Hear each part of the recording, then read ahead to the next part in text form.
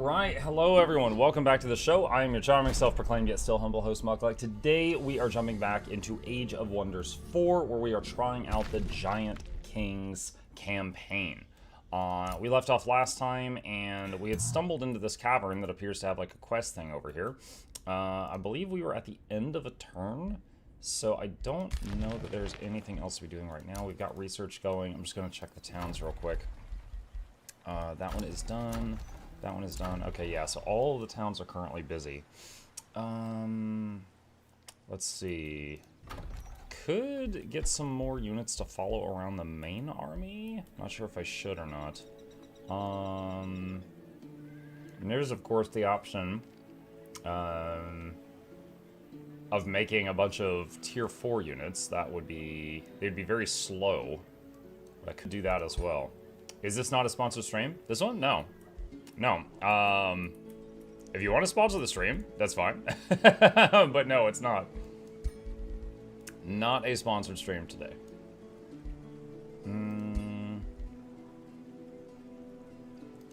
Make a couple of aspirant knights. Alright, enter. Meeting Inquisitive Dondel. Okay, so this is just another neutral town I ran into. Excuse me. Oh, that's the town I'm supposed to destroy. Ugh. Awkward. That is the town I was trying to get to, but then I ended up in this walled-in area. The stream is sponsored by Skittles Candy. No, it's cough drops. I think I've been talking so much lately due to all the streams that I've just like shot my voice. Yeah, no, not eating candy at the moment. All right, so he's gonna dig whatever that is out. See what's going on there. All right, and this one, this is the newest army. That's heading over this way. And she's gonna go over here. I'm wondering if she can handle the House of Hunger. Guess we'll find out. Let's see. Oh, we big folks should build an empire together. Let's see if we can talk them into working for me. Just like the last group. Nice. So that's going to give us a whole bunch of production in our main city. Giant Spain. We already have one of those. We're going to disenchant that. Head over that way. Okay. So main city. What do we want to build here?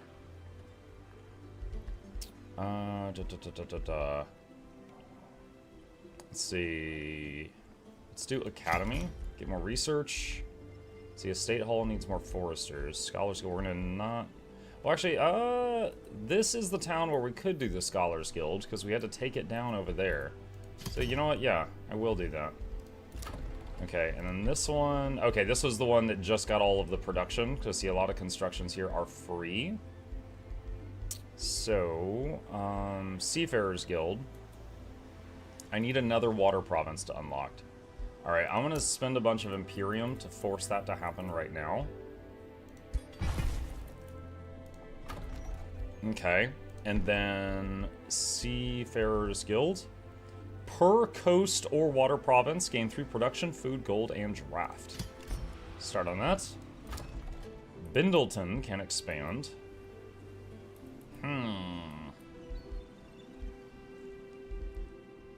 Could get another Ghost Fields thing if I wanted.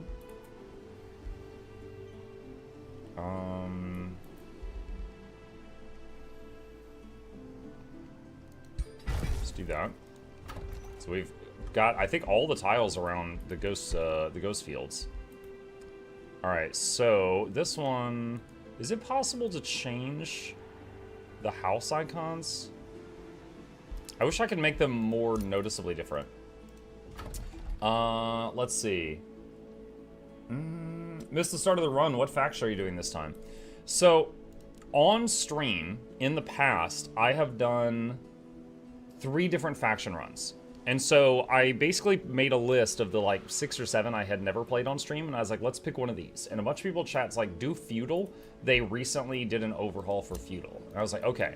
So this is Feudal, I believe, Aristocracy. And let me go to, where's it, races? Oh gosh. Hang on a second. All right, this is my people. I picked Ogrekin. That's just cosmetic, doesn't really matter. Fast recuperation and athletics, feudal aristocracy, cannibals, they eat people, and experienced seafarers. And then I'm using a storm giant that spreads rivers, so we get to use the seafarer bonuses all over the place. Okay, so this icon... Where is... Hold on a second. That's the gunner? Yeah, that's the gunner. Alright. So it's this army. So she... No. No. That is the wrong banner. Her banner is different from the others. Hold on. What?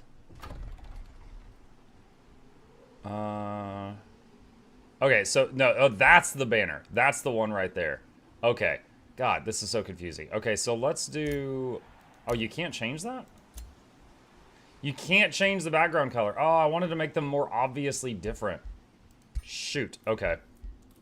Alright. So I need to get this hero some units that are trained by their own city so that they are better for her. So we need a bannerman and a couple defenders from her city. Oh my gosh. So you're doing almost what Fairlight wanted to play in the 4v4. I don't know about that. Like, his whole thing was make a, one big hero that runs around and kills things with an axe. My main hero is not that. Also, there's 3 different types of feudal ways to play, and I don't know if the way I'm playing is the way that he was playing or not.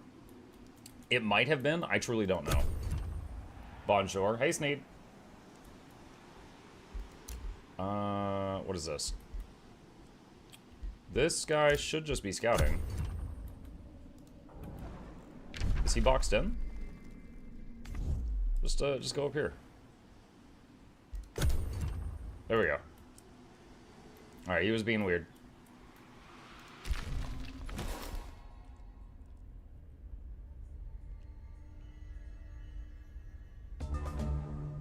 Alright, so this just opened up.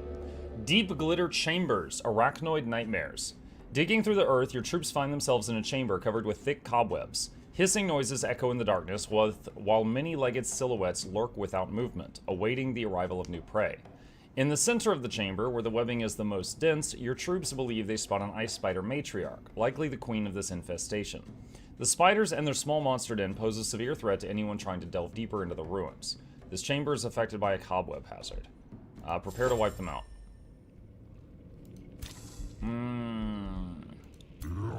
Yeah, I should be able to handle that. Do auto. If it's not favorable, I'll do manual. Oh, that's totally fine. Okay. Escape a seer, true sight, and slip away. That's pretty good. +2 status resist. Okay. Alright, devastating excavation. With the spider's cold, the Company of Lost Treasures are burning away all cobwebs, opening the path for the Devastator Spheres.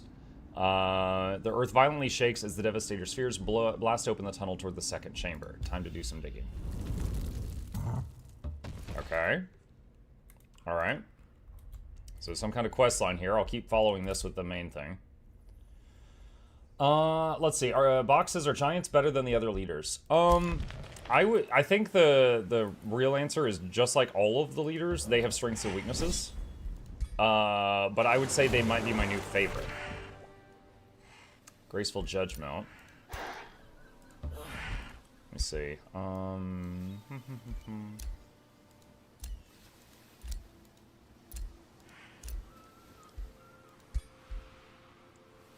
Let's give her this sphere, which will allow her to use a mount. That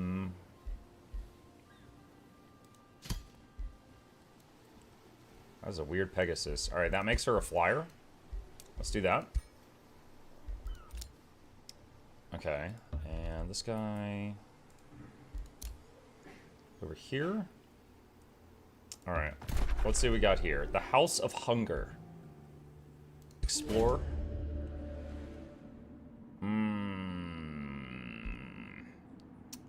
That is a really risky fight. Hang on.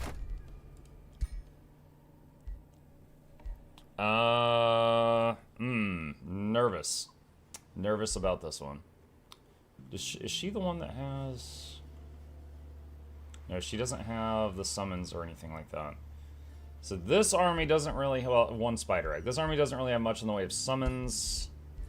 And the only spells they have are the ones that I have here. That would be really risky. Control S. We could give it a shot. Let's see. If I spend 207... Let's see. Let's read it. Let's read it. Approaches the House of Hunger built by the Archons long ago and is greeted by chanting and a most foul odor. Peeking inside, Godier witnesses the mass of a cult who have built half a dozen piles of bone and flesh. At the center, a butcher ogre feeds a gluttonous Karag rotting carcasses to empower it. The cultists chant about the coming of the World Devourer, augured to consume the realm. Once the Karag is sufficiently fed, the cultists will unleash it. The Order of the Glutton will soon set the devouring Karag loose upon the world. Their mad scheme should be stopped. In the upcoming battle, gluttonous power is active. Okay, so what's a Karag? It's a mythic unit. A tier 5 mythic unit. Okay.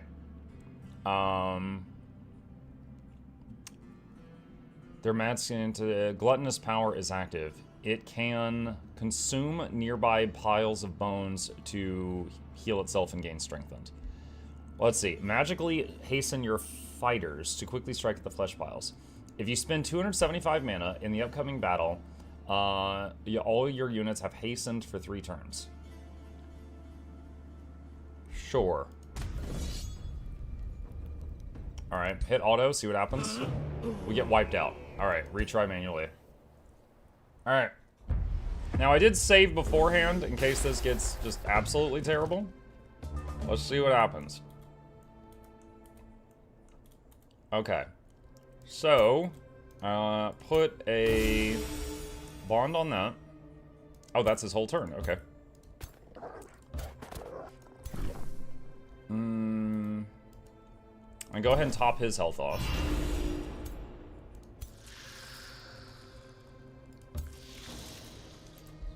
Okay, and turn. He's another bone pile. At Muck, that's basically a real thing. Basically, historically, only nobility had the right to wear the actual logo of heraldry by law, so the troops had to wear only that color. Since only the liege lord and the aristocrats are your underlings, they get to choose their own heraldry, but they keep your colors. I get that. From a gameplay perspective, though, I wish I could make it a little more obvious, you know? Just for gameplay, you know? Not because I'm trying to change history here.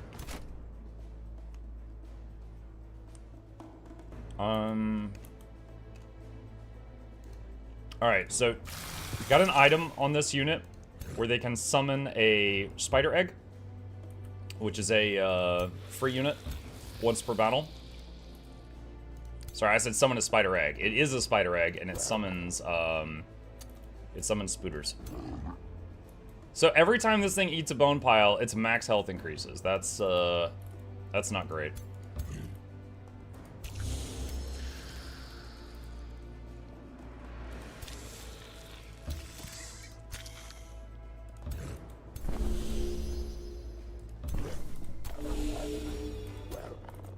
Alright, so what combats? Let's see, I've got the heal, I've got Rock Blast, Mark of Invulnerability,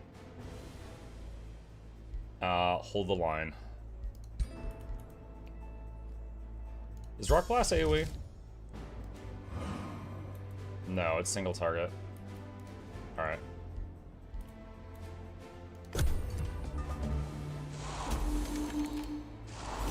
Oh my god, they just shredded the defense of 4 of my units. That's not good.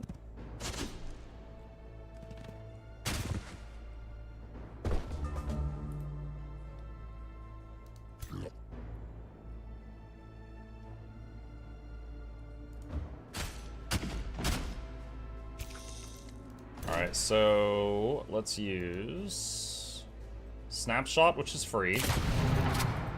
That cancels his retaliation. Alright, so that one's dead. What? I just tried to shoot this enemy, and the gunner missed so bad it shot my own guy in the back. I didn't even know that was possible. Wow. I might never use a mage lock gun again. I didn't know they... Wow. Okay.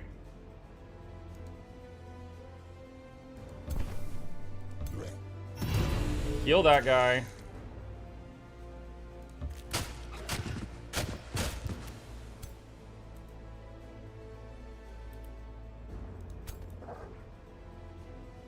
I'm gonna try to have these wolves run around and take out the casters in the back.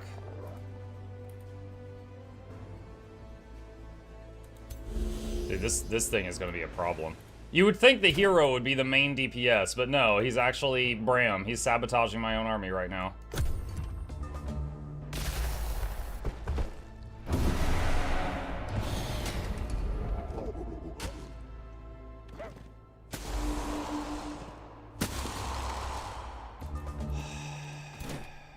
Okay. Alright. Eat the spiders.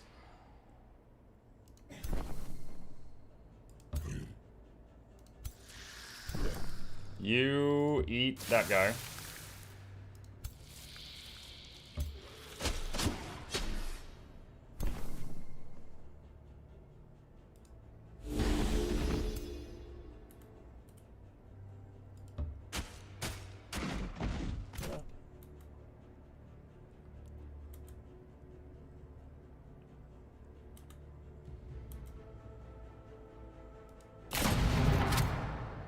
Oh boy. Oh boy. Alright, that guy's done. Our wolves almost got that mage down. Okay. Hold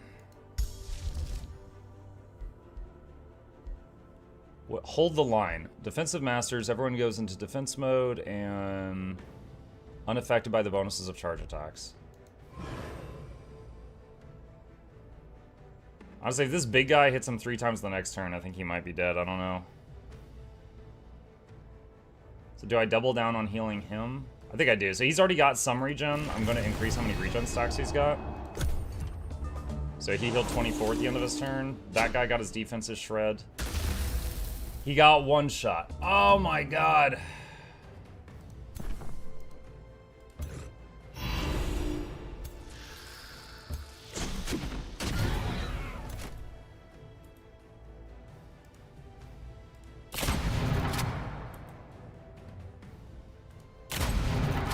Yeah, dude, this thing is nasty. It's up to 260 HP. 4 stacks of strengthened.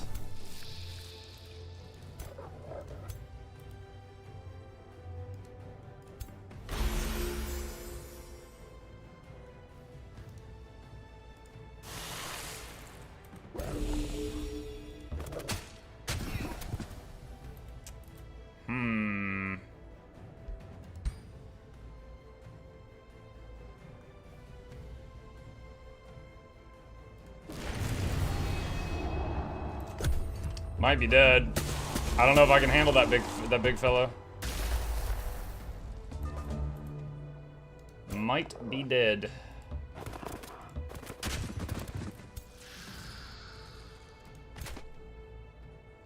Alright, let's get a little closer. There's snapshot.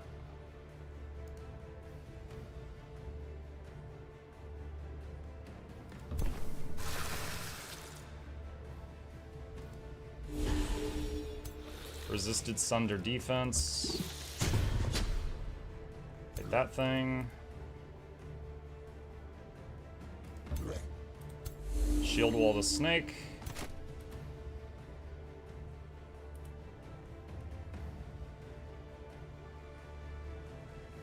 Why did your turn end? I had you move forward and use snapshot, which doesn't end your turn. I actually don't know why their turn ended. Who is this? Godier? Where's Godier's stuff? Use snapshot.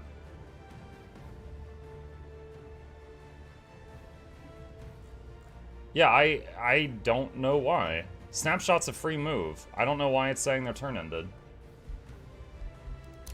Unless I misclick end turn or something. Okay, very glad to see that everybody didn't just get one shot there. Okay, that caster is done. Ow.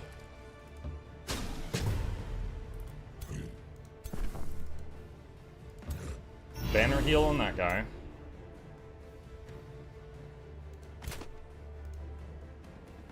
Let's try this again. Snapshot. Okay, yeah, and it's still your turn. Okay. Heavy mage lock.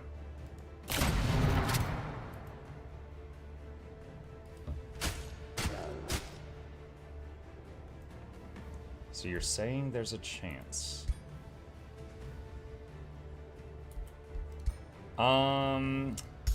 Oh, I was gonna put Mark of Invulnerability, but I don't have enough to do it. I was gonna put Mark of Invulnerability on that guy. Alright. Throw a heal on the snake. If he turns into the snake, snake will probably die. Those are Liege Guard? Yeah. They look different because I'm playing Ogrekin, and I have different enchants than the last time y'all saw them on stream, which is when Bomb just was using them. Also, I didn't even realize this faction got the Liege Guard, because originally they were called Defenders, but then when they hit max level, they promoted into Liege Guards. I was like, oh, I remember these guys. Okay, I think we got this.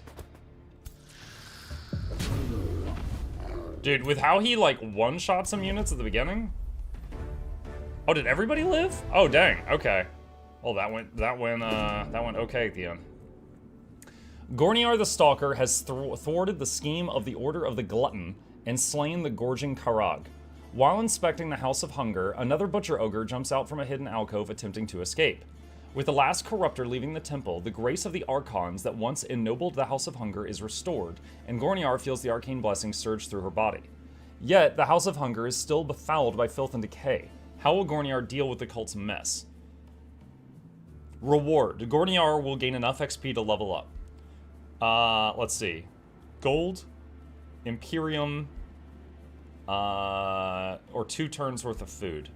Or hire the Butcher. Let's get Imperium. Clean up the House of Hunger to restore some of its former glory. Receive 125 Imperium. Okay. So during that fight, we had a turn where we fired this gun, and it not only missed the enemy, which, you know, that happens, but it nailed an ally in the back and shredded them. That was not great, to say the least. That was not great. So I might swap that out. Alright, what do we got here? Shield of Faith. Gains Faithful. Attackers have 60% chance of suffering remorse. Condemning Strikes. 60% chance of Condemned. Let's see, Adept of Nature. I'm quite fond of. Initiate of Materium. While Army Leader, all non-hero units in the army gain 1 defense. Purging Strikes. 60% chance of removing the positive effects when you attack. That's not bad. So, for melee heroes, I really like Adept of Nature because it gives you a...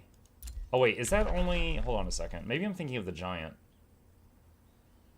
Yeah, okay, sorry. When the Giant gets Adept of Nature, they get an extra life. Hang on. Yeah, this unit gains Undying. Okay, so it's different from Mortals. So, if this person takes Adept of Nature, the whole army gains 10 hit points. You can put Decay on your attack, gain regen. Okay, so that's not bad.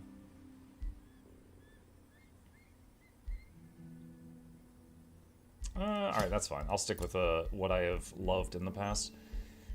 Okay, more hit points for army, Satyrs resist, less upkeep for army. Physical range attacks and physical damage units here. Big Game Hunter. Physical ranged attacks now do +1 phys damage for each unit tier of the target. Melee and phys attacks do +10% damage. Melee attacks now inflict sundered defense. I'm pretty sure that's possible with all ranged attacks on Age of Wonders. Is it? Yeah, it's okay. Hi, Faye. I like how I can check your stream streak never easily by just hopping onto stream because you have you're live literally every day. Yeah, I have a problem. All right, let's add 10% melee and phys damage, and then we get another rank up. Another 10%, sure. So 20% damage bonus, we'll take it. All right, so right now we've got piercing, breaching, keenish. Let me see something. So let's go to our item forge. There are many different options for ranged attackers in the game. There's a blowgun, normal like longbow type bows, and there is crossbows. There is gun, mage lock. There is these right here. There's sword and net, sword and pistol, sword and kunai. Now, javelin, sword and crossbow, sword and crossbow, okay, so these are all sword and crossbow, just different skins. So with these, you have the option of doing, moving and doing one ranged attack or doing 3 melee attacks each turn.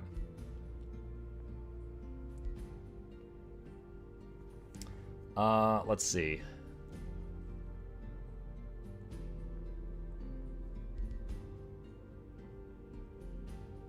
So throw nets, if you use this as a 1-turn cooldown. So weird, throw dagger does more damage than fire mage lock. But fire mage lock has piercing and breaching, so it ignores some of their armor.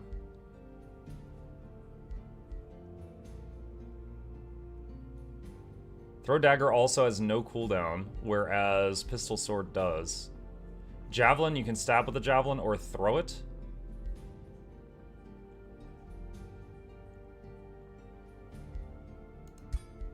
Alright, let's say I pick sword kunai. I can have it do pure physical, or half physical, half blight, or half physical, half spirit. Spirit? And then I can, this is all stuff I can add to it.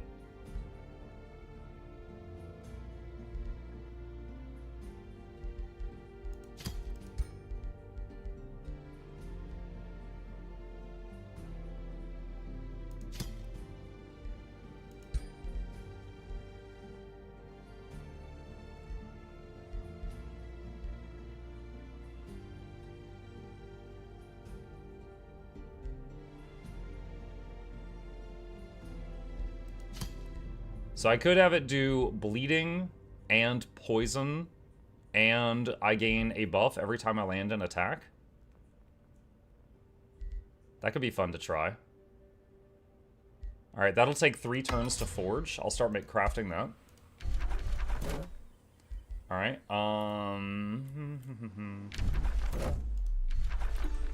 so I could, let's see.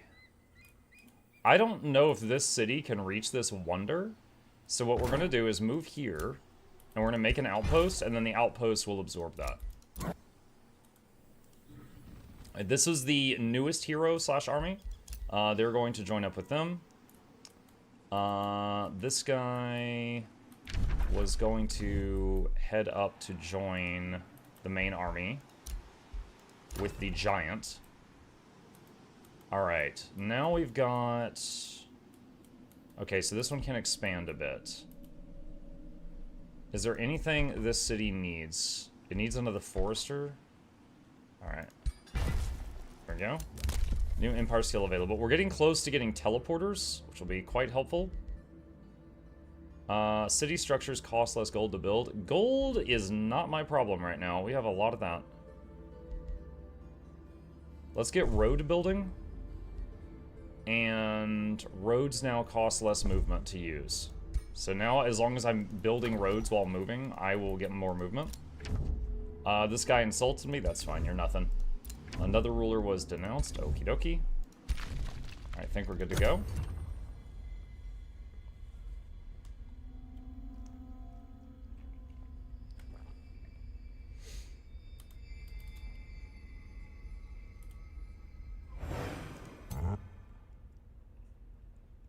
Frosty is going. Alright. So now we've got some dirt here, so they're going to spend this turn digging through whatever that is. And this fella is heading over to join this guy. Alright, these two. So I got kind of a baby army and a more advanced army here. Got to figure out what to do with them. They could maybe head up toward this Forsaken Cave.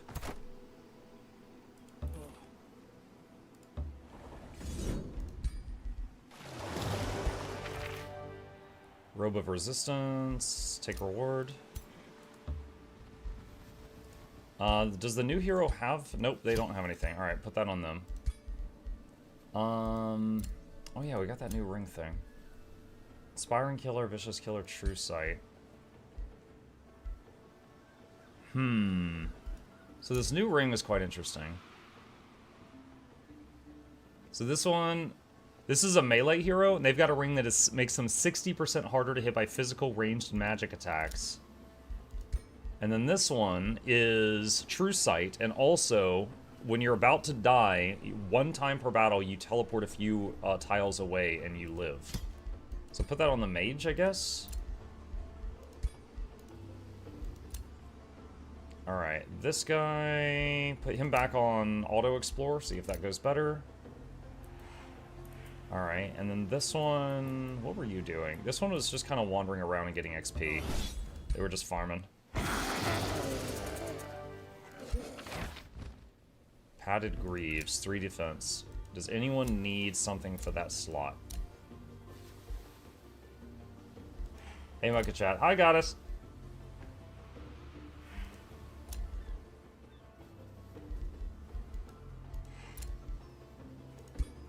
Looks like it's an upgrade for that one. Okay, we've got a level up on this person. Execute, free move, slight chance to instantly kill an injured target. Definitely grab execute. As if that can kill something and save you a turn. That's a win-win. Have I ever cleared Everwell? I don't think I have. Let's start heading over to that. Okay, this guy is going to also head up to hang out with the giant. He comes from that army. These dudes, what were they waiting on? They were made at Bindleton. Okay, so they were going to join the army with the gunner so that they are part of the appropriate house. Alright, that's done. That's done. That's done. That's done. Bindleton expansion. Okay, so Bindleton can go across the water and grab Everwell if we can clear that ancient wonder. Let's see, we need more foresters and more quarries. Okay, so let's grab this quarry in the water, and then we'll be ready to get that. Leafskin enchant for our race. Whole race gets +1 resistance, faster movement through forests, and invisibility in forests. Let's see. Hey, MuklukChat. Hey, guys. Cagman says, do you find yourself narrating IRL? I think I'm going to have the chicken with the pasta looks good. What does the boy need? No, I don't. But there have been times when I'm trying to show my kids something. Like, my kid might come in, right? And he's like, hey, what's this game you're playing? I'm like, oh, I'll tell you. And I start kind of talking as if I'm streaming. And he's, like, cool with that. And then when he gets bored, he's like, you can stop now. And I'm like, oh, okay. I was just going to keep going for a few hours, but all right. You know, I'm like, all right, I'm going to do this and this and this, because I figure, like, you know, if he's trying to find out if he likes a game, I should narrate what I'm doing so he can see if he likes it, but sometimes he's just like, okay, shut up. I'm like, all right. But no, not in just general. Yo, Mukluk, how you been? Hey, Yukaika. It's been good, man. It's been good. Hope you are as well. Let's see. I don't think there's anything else I need to fire off right now. This game looks way too complex for me to play. Fun to watch, though. Hey, I'm glad you're enjoying it. One thing that's nice about this game is that if there's anything you've forgotten to do during your turn, it shows it usually here in the bottom right. And then you could just click on that and do whatever the thing is. Okay, so, the giant was digging, and we found this. Breaking through a mound, your troops reach a well-preserved dungeon area. Masterfully built, this chamber endured the ages undamaged. Undoubtedly, its purpose was to deny passage into the most precious chambers of the city and to eradicate anyone daring to intrude. Deadly dungeon traps hang on pillars and walls as a clear warning, with likely more hidden along the way. Clay defenders can be spotted in a distance, tirelessly patrolling the paved floors, while animated weapons lurk in the shadows. I wonder if these guys were inspired by, like, the whole Terracotta Warriors idea. The dungeon is filled with traps and deathless defenders. It seems clear that what lies beyond must have been of greatest value.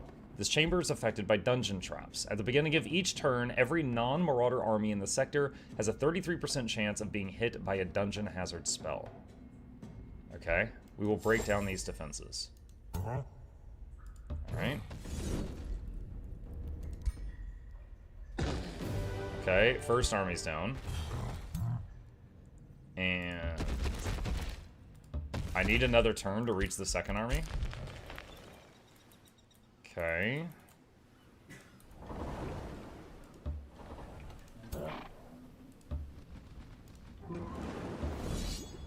Alright.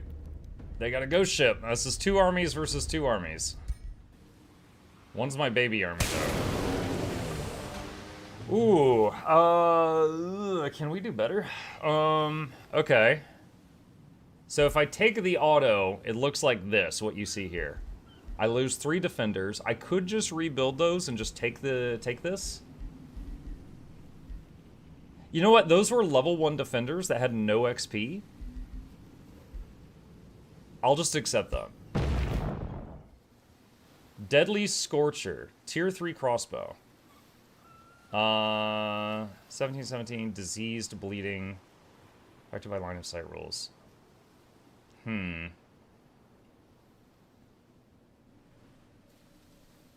plus 20% crit damage. I wonder if that's better than the thing I was crafting. Alright, so you...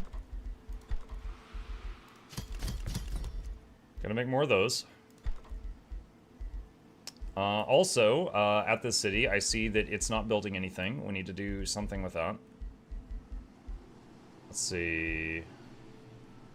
Channeling Chamber. You get more casting points in combat and also per turn on the map.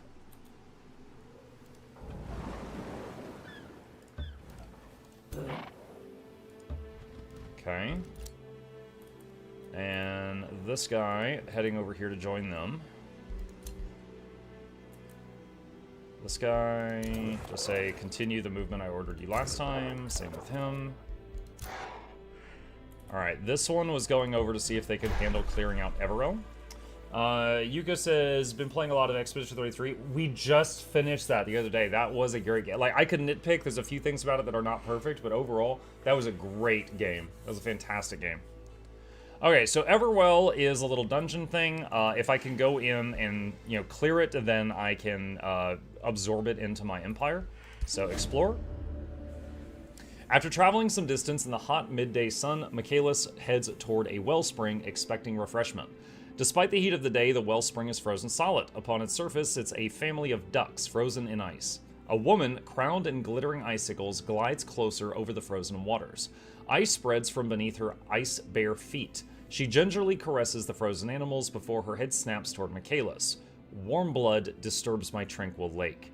She smiles coldly as ice creatures rise from the pristine snow. Come embrace the White Witch and be preserved. In the upcoming battle, Freezing Winds is active. Every 3 turns, all attacking units suffer 10 ice damage and have a 30% chance of being frozen. If it fails, they will be slowed instead. Attack. Use magic to protect yourself from the cold. That would be most of my remaining mana. And it says we have a huge advantage here, so I'm just going to say attack normally. Let's hit auto and see what happens. Yeah, we stomp it. So yeah, it was 3 witch casters, 1 wyvern, and a lesser snow. They pretty much had no front line. This was all squishy backline people, so we probably just ran over them. As the sun melts the last of the ice, the sound of quacking returns to the spring. The White Witch fades, her voice a faint, cool breeze. I am but a remnant of the queen who once ruled here. She raided the warm lands, preserving all life in ice. Frozen markers lead to her treasure vault, but now they melt. Michaelis notices in the last traces of ice there is some kind of map detailing the hiding place of a lost treasure. No time to delay, my secrets melt away. The fast melting symbols are nearly gone. All cities gain stability for 6 turns. Pick one of the following. Gold. A mind-warping Frostbringer. So I think this is like knuckle dusters, kind of. It's like a punching weapon for a melee hero. Don't know that I really want this. Get a huge pile of mana. I guess take the mana, because that'll almost double our remaining mana. Okay, so that's cleared out.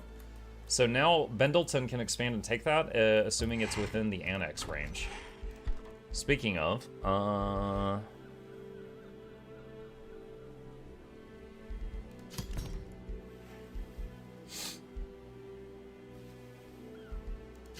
let's do that. Alright, aspect of the root research is done. Allows your tank units the ability to heal themselves 1 time in battle. 1 time per battle. Alright, Glade Runner. Create forest. Let's get Glade Runner, I guess. Outpost founded. Okay. We're going to get a work camp, which allows it to take 1 tile next to it. And we're going to get that one. Seafarers Guild is done. Alright, so now all the water tiles will give a lot more resources. Academy is done. Bathhouse is done. Let's start the aspect of the root enchant. Godier has gained a level of renown. Units cost 20% less gold to recruit. Okay. Godier completed a major ambition. Clear a water infestation. Oh, nice. A friendship with you was declared. Okay, I don't know you. Is this unit ranked up yet? No, it is getting there. It is a champion. When it gets legend, it becomes a knight. I haven't seen that.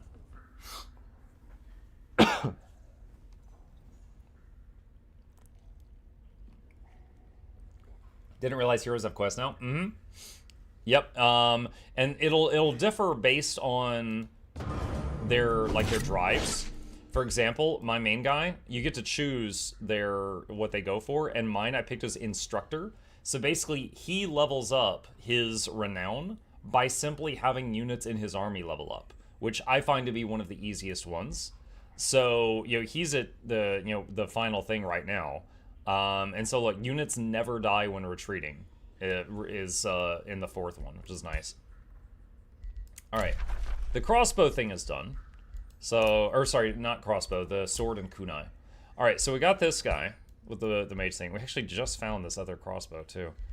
Oh, poisoned bloodletter.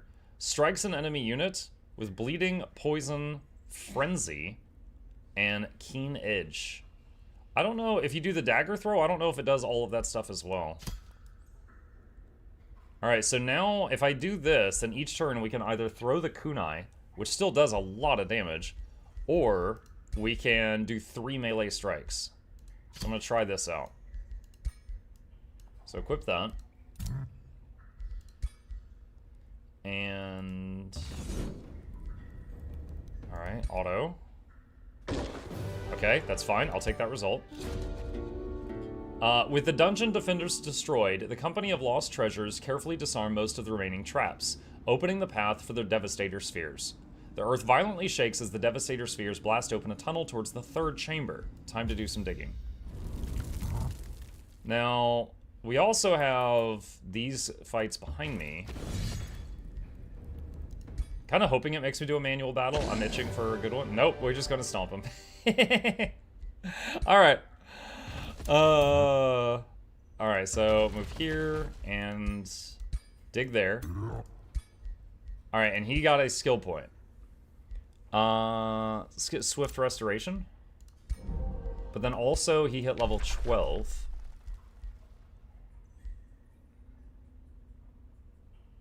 Mending Touch, target heals, Dome of Protection,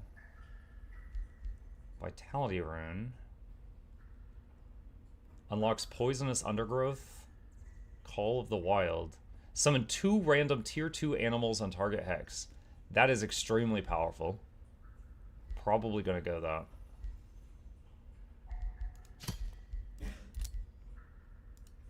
2 random tier 2 animals in the fight, which will sponge for your normal stuff. Oh, look at that. Look at that nice helmet. This dude just ranked up, chat. He went from aspiring knight, tier 2, to a tier 4 knight. So now he's the lowest rank again, but he's a tier 4 unit, up from a tier 2 unit. Yeah, now he takes gold mana and Imperium to keep him enlisted each turn. Can you finish the whole skill tree? I don't know if there's a max level for heroes. So I don't know is the honest answer. Alright, so these guys are from the swirl. Alright, that's this one. So you, and you join this. Alright, aside from the beasties, this army is people in the appropriate house. Now we've got one healer too many in here, but 90%. So once again, hey, yo, we big folks should stick together. I'm gonna try to get them to work for me. Give them college credit. Nice. So that gives us a ton of building speed in one of our cities for 6 turns. You keep going. You keep going. What is this one? Right, this one will just go down there and farm XP. This guy... You know what? Cancel these. I don't need this after. Well, Alright, yeah. Have him come up here. Start joining this. Okay. So this can expand. Doesn't really need anything specific for boost, so I could just kind of pick whatever. 30 is max level, I believe, Stewie says. Okay. Oh, I need to clear that.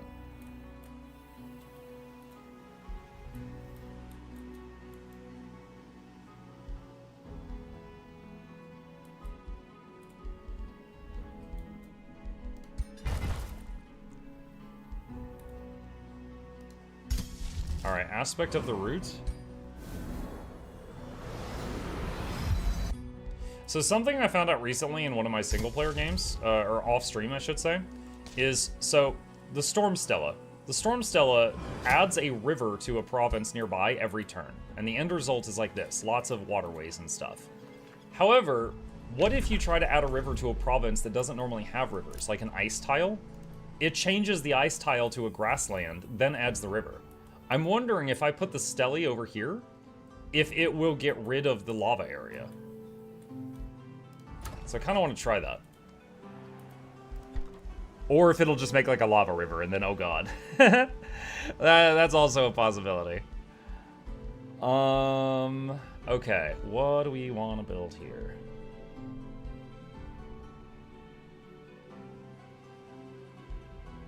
Wizard Tower Apex. Should have done that earlier, honestly. Okay, this one can expand.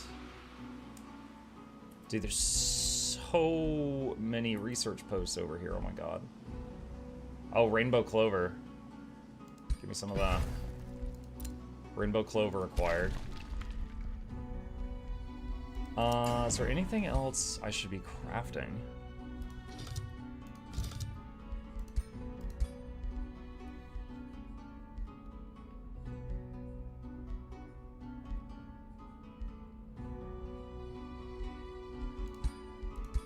Just looking at options right now.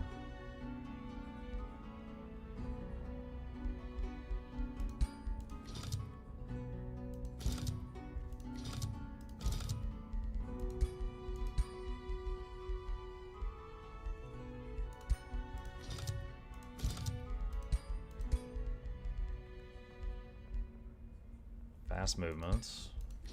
I think because I took athletics for the race, as long as my heroes are members of the Ogrekin race, and I don't like hire a rat hero from an ally or something, they've already got very fast movement, just because I picked athletics. Ignore 2 status resist. Accuracy.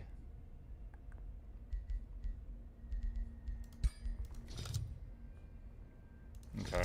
Alright, don't think I need to build anything right now. Alright, intern. Oh, wait, one of my scouts found a pile of gold. Nice. I was wondering on Sunday, the streak day, will you be doing the same stream time? Hey, Jersey, Sunday, okay, so for those who haven't heard, on Monday, I will have been live every single day for 7 years in a row without missing a day. We're celebrating that on Sunday, because, you know, Monday, people are often busy that day. So on Sunday, I'm going to be streaming from noon to midnight, my time. That's Eastern time. So noon is in 1 hour, by the way, so if you just don't want to do the math. So I'll be starting 1 hour from now on Sunday. And I'll basically be streaming for 12 hours, just mostly doing Guild Wars 2, because that's the game I got the most, I've had the most growth on. And then going to be doing giveaways and stuff like that. Honestly, just hanging out and giving stuff away. So if any of you want to come, you know, join us for that day, if you're just free at any time that day, you just want to chill, we'll be here. Is this similar to Civilization games? Hey, Alpha. I have only played Space Civ. I would say this is kind of a cross between Civilization and Heroes of Might and Magic. And for me, I loved Heroes of Might and Magic. I thought Civ was okay, but this is really fun. And thank you, Alpha, for the tier 1 sub. Appreciate that. Muck, did you quit Guild Wars 2? Yes, but I'll return to it on Sunday. Hope you're feeling better. My throat is still kind of shot. I honestly think that there was a day, like 3 days ago, that I had this stream where I was like really energetic and I was like yelling and cutting up and just basically just the whole time for like 5 hours. And I think I just shot my voice. So since then, cough drops have helped. Lots of Total War vibe. It has some overlaps with Total War, but the fact that the combat is turn-based and not real-time, I would say is the biggest difference. 7 years, damn Muck, do you have some kind of record for that? No, it's not a record, but it's rare for sure, right? But no, it's not like a world record. Wearing out pickaxe after pickaxe, your troops carve their path through ever-frozen ground until they reach a new chamber at last. Glittering in a rare beam of refracted sunlight, falling through endless layers of ice in the ceiling, the Gelid Throne towers at the center of this last chamber.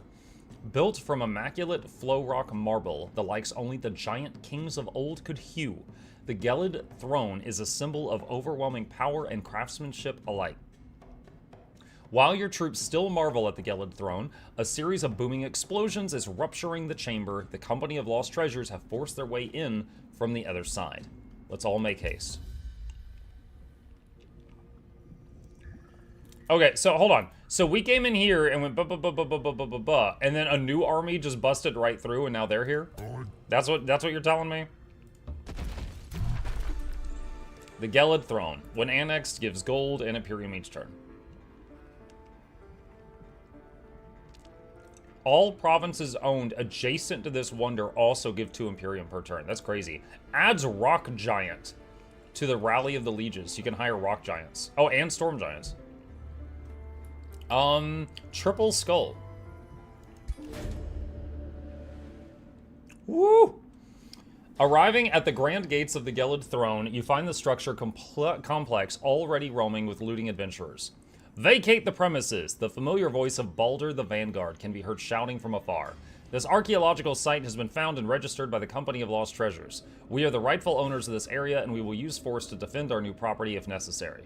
A glimpse into the throne room indeed reveals drawn weapons and grim faces hiding behind hastily set up barricades. The Company of Lost Treasures have betrayed your agreement and lay sole claim to the Gelid Throne. So, attack now. Create your own Devastator spheres in Bindleton to blow away their barricades. Production in Bindleton blocked for 3 turns. But in the upcoming battle, Bring in Devastators is active. You will start with 3 Devastator spheres. Enter battle with the Gelid Throne Guards. I'll just take the fight.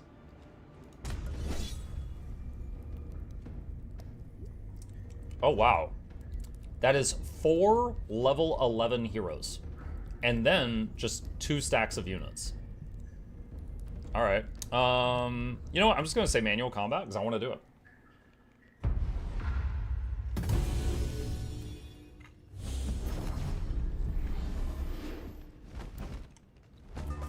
Okay. One of them has got that necromancy trait that I've got where you start with a bone wyvern. One of them summoned an astral ward. This thing is just like a big totem. It lasts for 3 turns and it soaks all damage directed at the thing it's connected to. So I could just ignore this unit for 3 turns and this thing will go away. Or if I blast this unit a lot, the rock will break, then he will start taking damage. That's a cool map. This is a cool map. Oh, look at that. There's a dead giant on the throne. That is really cool. There's like molten gold flowing through the, like, the little things on the floor, the grooves. Alright. Alright. Okay, how do I want to do this? Alright, first, move you here. And put a bond on him.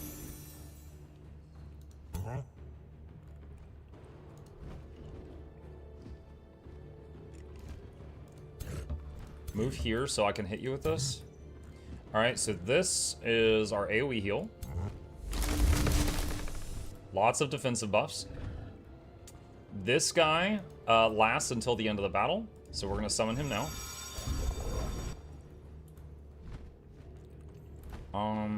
Wait, where's the knight? Oh, here he is. So this is our new knight.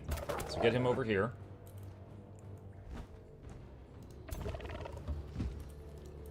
Okay.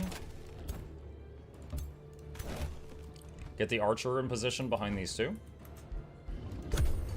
The little molten gold lava flow thing definitely kind of gets in the way. Oh, hello. Look at that. They're summoning Devastator Spheres. These are the things we've seen in like the little story beats up until this point.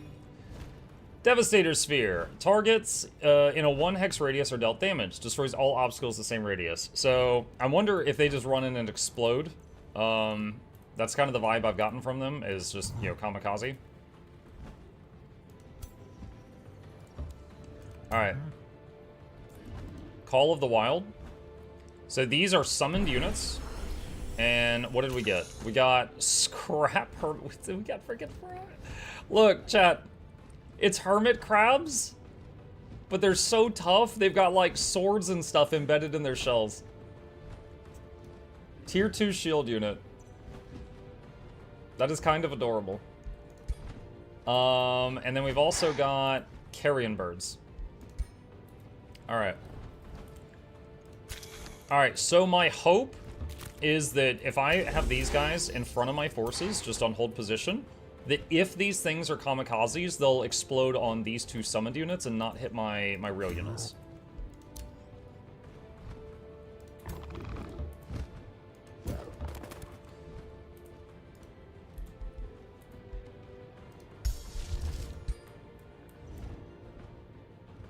Okay, end turn.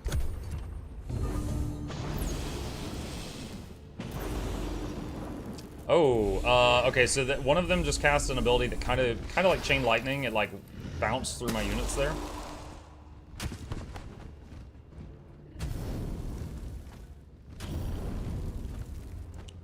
Yes, the orbs are going in and exploding.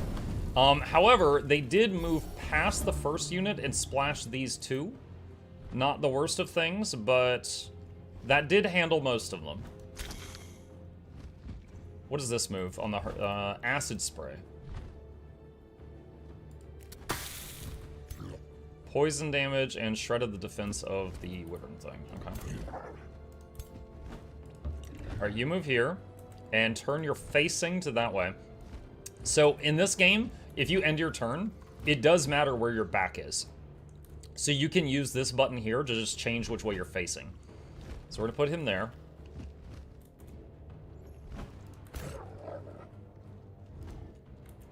Alright.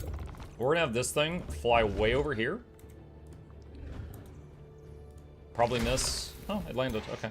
We're gonna have this thing go around and try to hit their backline stuff, if possible. Alright, charging strike with the knights. Nice. Big hit on those guys. I don't know if this shield is considered a true flying unit, considering it can't get over there. I'm thinking no. So move that bird. The bird is a flying unit. Shield slam that guy. Okay, he just got a buff called Steadfast. I know that because that's messed me up in the past. Steadfast basically means you can't die for 1 turn. Like, you'll go down to 1 health, but you can't die for 1 turn. So, no point in, like, trying to full finish him off. Alright, move this guy forward. Shield Wall, which will buff the defense of the people around him for 1 turn.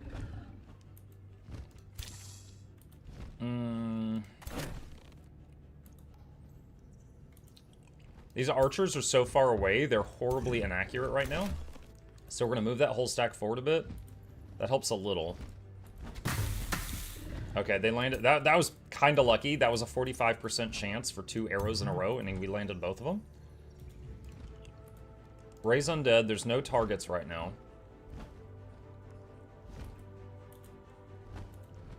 Alright, so let's do Conjure Wild Growth here. Now, this move, I cannot move and cast this in the same turn, but it's a very powerful move. It's an AoE defense buff, heal, and regeneration, but I can attack and do it in the same turn. So, get him a little bit lower.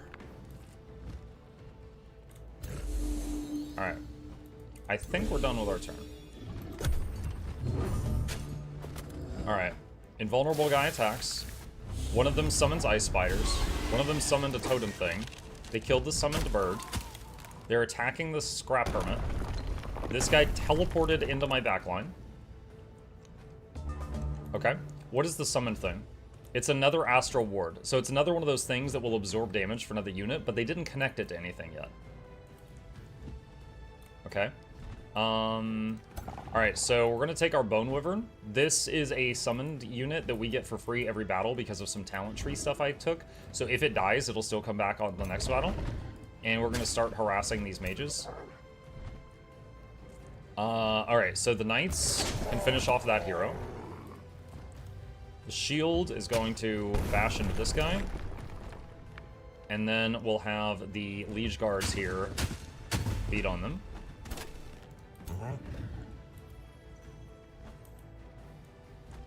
He's not in range to attack. But, I'm trying to decide if it's better for me to attack or for me to move. Wait. He's technically a ranged unit, because he's a caster giant, so he cannot do a ranged attack if something is within melee range of him. So if he steps forward to try to hit those guys, he's then within melee range of this. Okay, so what we'll do is we'll do Conjure Wild Growth on these, and buff and heal those, and then drop an obelisk on this guy. Alright, Archer. Alright, so the Bone Wyvern is connected to this guy, so I know this damage is going to get transferred, but it's still the best target.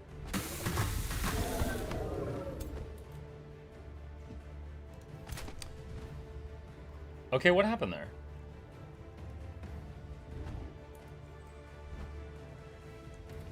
Was that a graphical bug? That blue beam should have been a damage transfer. I can see her moves. I don't see anything else that could have been. So I am confused. I don't know what that was. Maybe the bond was the other direction? I don't think Bone Wyvern... I mean, Bone Wyverns don't have the bond skill. I don't know what happened there. But in any case, the Bone Wyvern's dead. Alright. Next unit, this guy... This guy's kind of stuck. So he's just going to hold position. He's going to hold position. Alright, end turn. And then you'll see all the regen ticks from the wild growth I've done.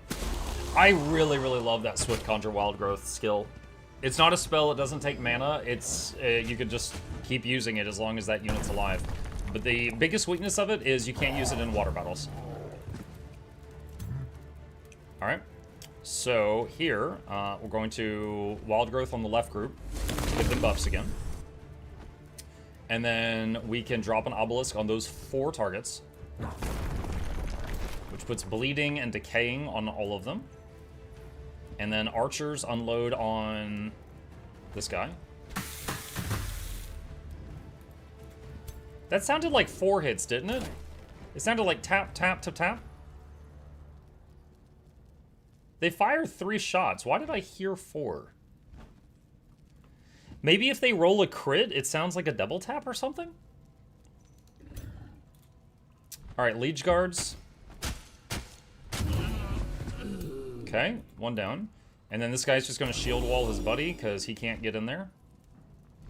Alright, so the Knights have a charging attack. The more movement they do before they hit, the more damage they do. So although they could bop this guy next to them, we're going to have them build up speed and ram into this group way over here. Which one-shot kills them. And then Dragon get in the face of these mages. And shield slam this guy. And this Liege Guard is going to hit him. Okay, and turn. This is looking pretty good, pretty safe. Oh, this guy summoned another Rolly Bomb. Okay, they killed the dragon. Again, summoned unit. Not bad.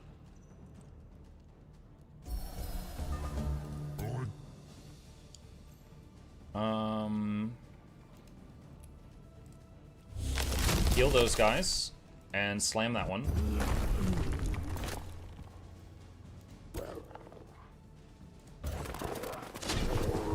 Knights charge into that.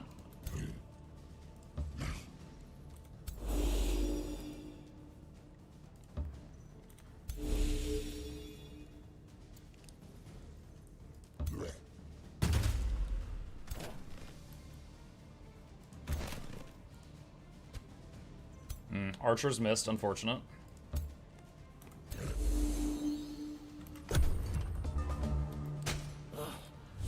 Rolly Bomb is going to hit us in a sec. Alright, not too bad. Alright, Knights. Charge him again.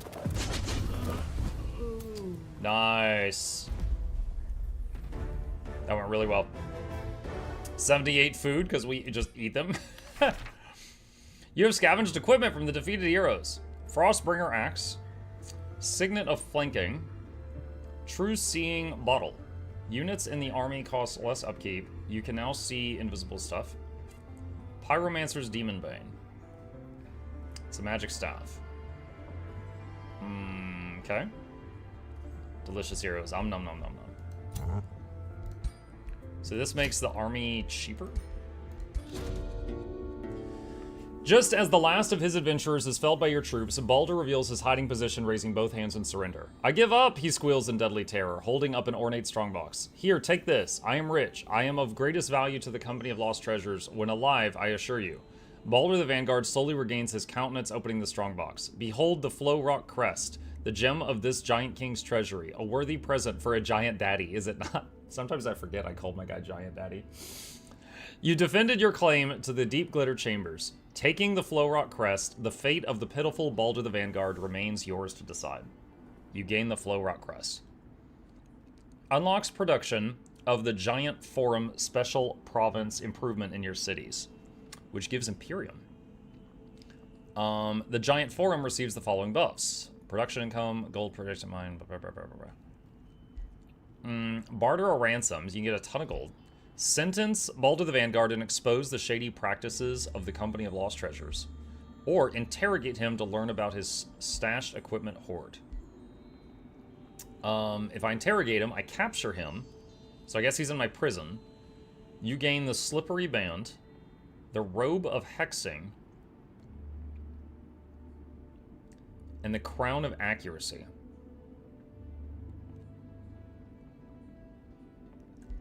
I think I'd rather sentence him and expose the shady practices. Oh, wait. When you sentence him, he moves to your crypt. So you execute him. But, yeah, I'm going to sentence him and get Imperium. You have acquired an artifact. Oh. Artifacts are unique magical objects that grant global bonuses to the empires that own them. Sweet. Show artifacts. Okay. So there's 3 on this map, and I have 1 of them. Awesome. Alright, so I want to take the Gelid Throne now. So we're going to build an outpost right there.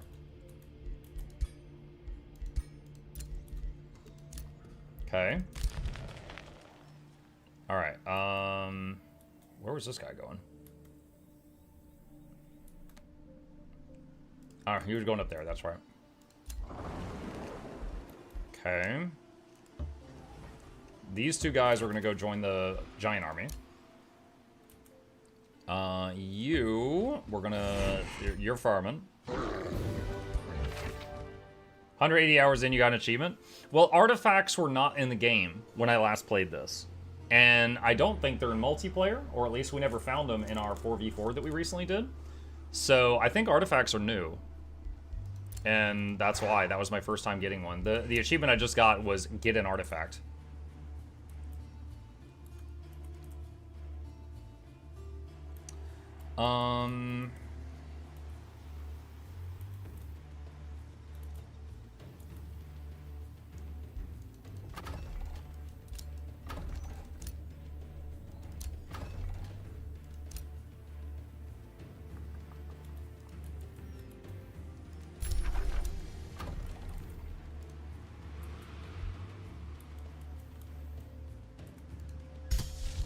Alright, so the thing I wanted to try out...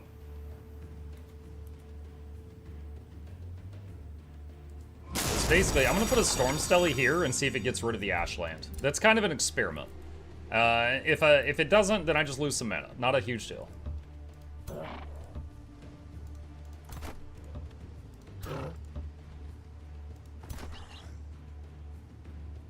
Cathedral of Testament. You're on auto. Okay, so this finished building a wizard tower thing.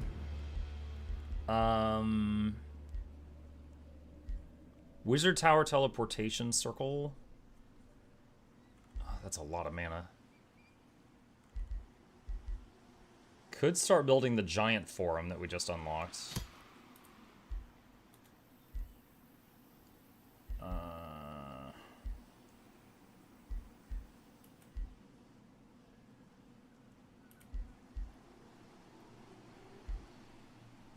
It says it does better when it's next to special province improvements. So like the farmstead is one, the herbalist is one.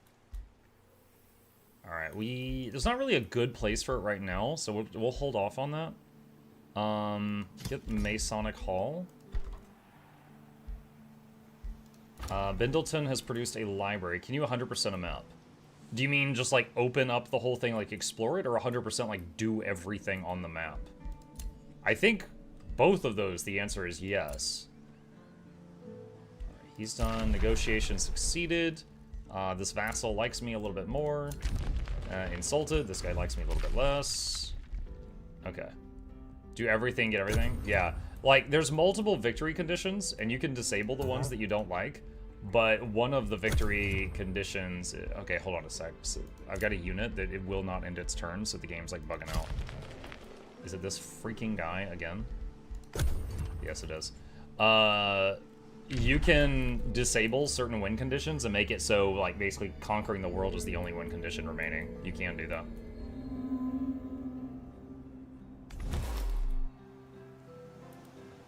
You do have a city limit? Well, you can raise that, though. Hang on. So up here... oh. Timeout. Oh, okay, so Blue is asking if she should change her thing. Right now she's a duelist and she levels by slaying heroes in combat. You can change her to imperialist, where she levels by battling cities, or a shepherd, where she levels by evolving or promoting units in her army.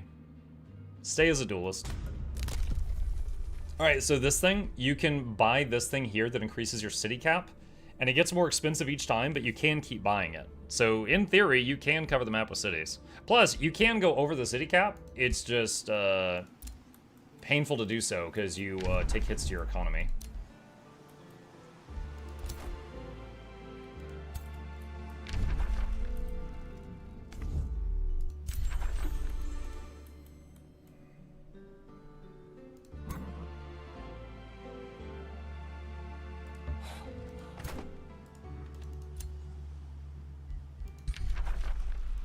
Alright, building an outpost here to claim this thing, which that guy is, this guy here is not gonna like, but oh well.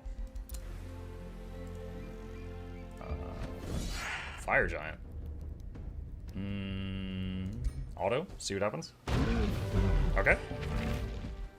Resilient Boltbane. Disenchant. I'm not going to need that.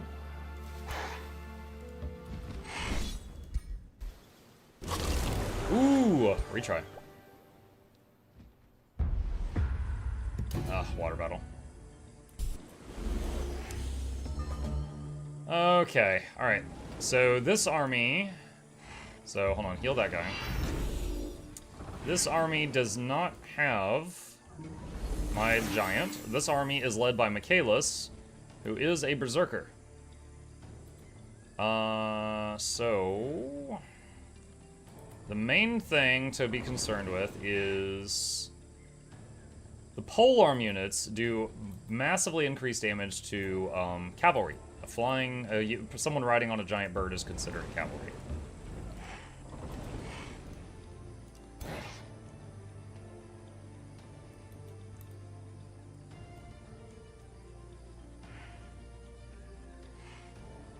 Charge block, so I cannot charge that unit.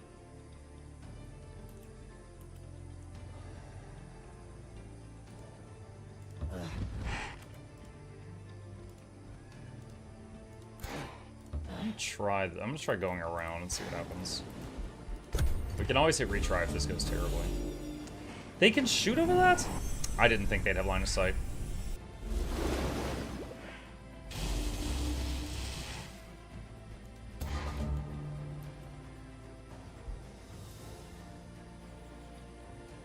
Alright, so we're gonna fly over this.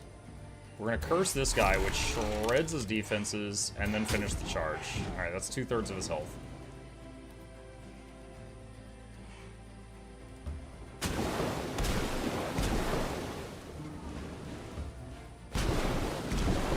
Alright, we're having the defenders handle the polearm guys.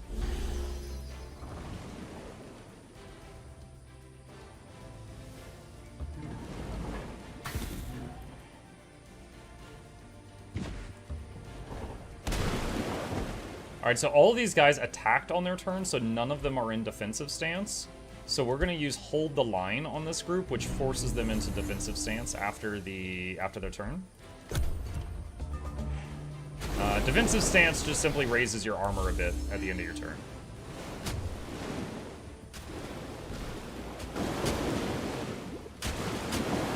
Uh-oh, that one's taking a beating.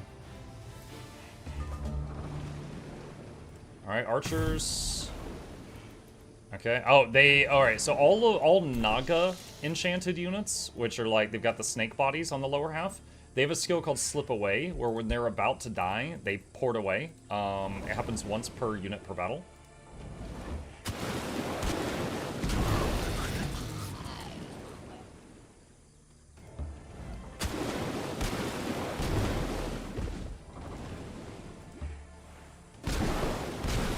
Morning, Mugajad. Hey, Bluebell! Alright, we're gonna heal that guy. He's the lowest. Alright, let's try using executes on this one. Resisted. So sad. Alright, charge that one. It uses Slip Away, as expected. Let's see. Let's use Healing Roots on this guy. I'll give him regen. So now he heals at the end of each turn. I keep wanting to hear Dabu Zugzug. Yeah, you can make some orcs that like I would say if you play orcs and you play the barbarian culture, they kind of look like Warcraft orcs. All right, slam into that guy, half his health.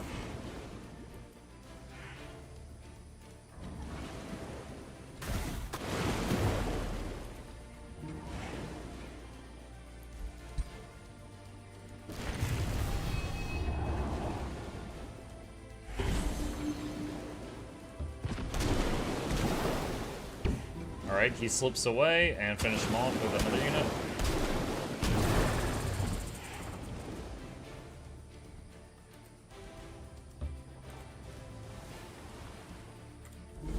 Shields. You kind of have Warhammer ogres, big tanky cannibals. Yeah, that was what someone said when we started playing this. Someone was like, you know, big of cannibals, so that's like Warhammer. I was like, all right. Charge that one. And see, if I charged this, it would have killed him, but that would have gotten rid of 1 unit. This has 4 units, so by charging it, I killed 2 of them. Alright, can I heal again? Yes, I can. Alright. Do that.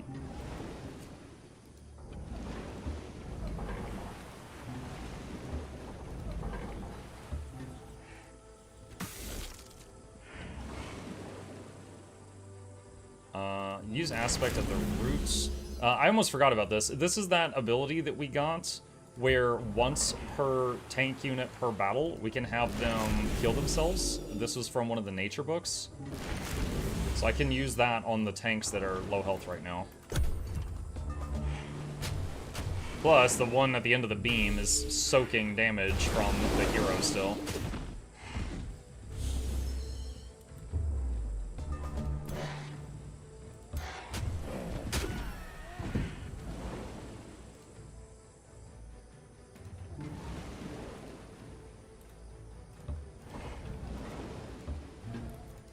Can I replace the, out of range? Okay.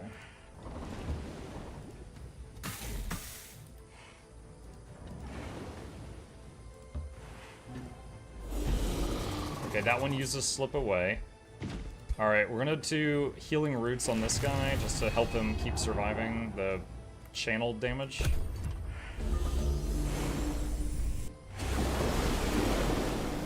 Do you guys think the day Mux misses a stream, it's gonna be one of the 4 signs of the apocalypse?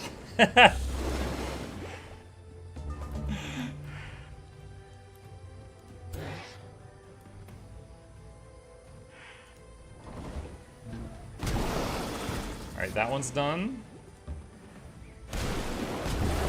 That one's done. Alright, now we just got the big turtles. I really like this unit when I'm playing the type of build where you summon beasts to fight for you. These things cannot leave the water, so you can, if you summon them, whether you meant to or not, they stay in the water. They cannot leave the water, but they have regeneration, and they can link to other units and buff themselves in the linked unit every turn. They feel like a very strong early game unit.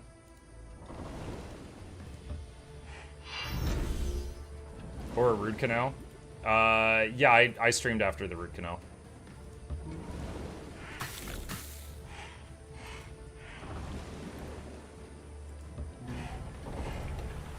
Mike turning on stream with a swollen face. I would say the worst it ever was, you know how when some people got COVID, it was just like nothing, but when some people got COVID, it was just like the worst flu they've ever had?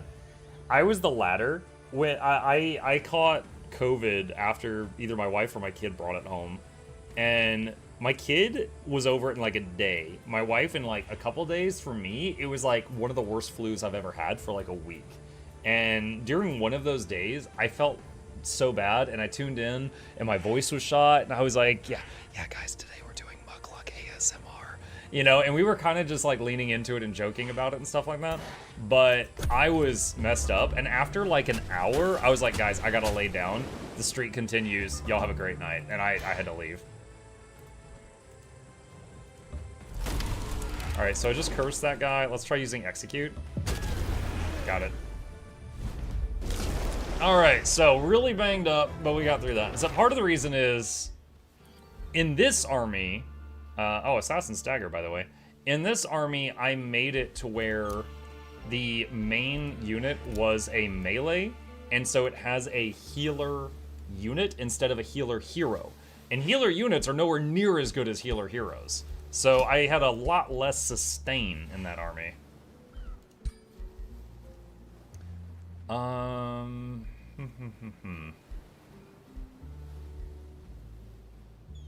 Might be good to make a better lance for this person. What can we do with that?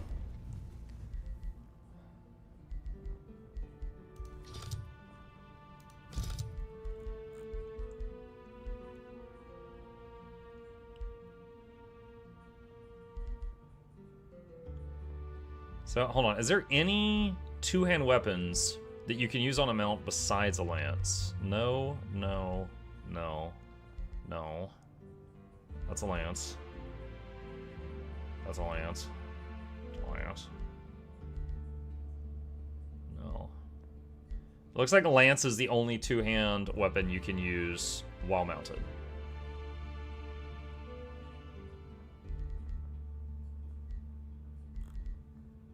Okay.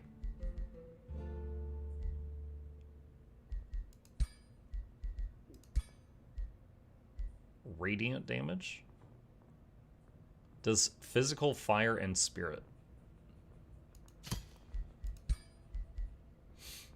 What? Power cleave. Attacks units in a 1-hex cone. That's kind of neat. Provoke.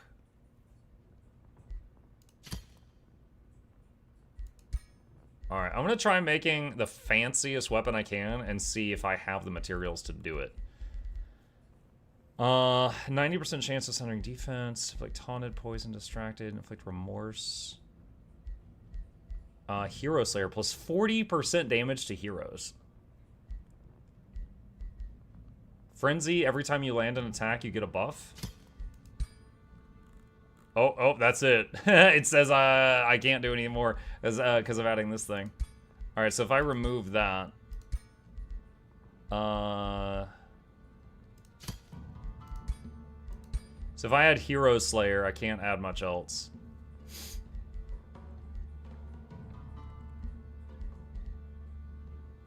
Or I could do multiple debuffs. I could do, like, you know, bleeding and poisoned on the weapon.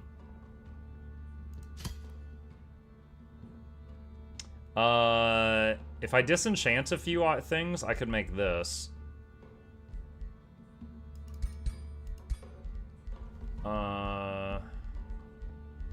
So I need some of this second material here.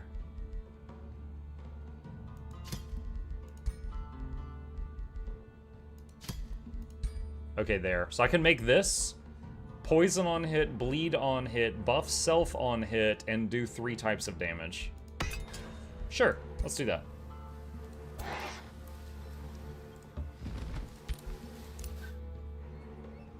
That arsenal, I was unfamiliar with the game, sir. Yeah, I had a handful of stuff that it was kind of in my mind, it was in the maybe I'll use that category, you know?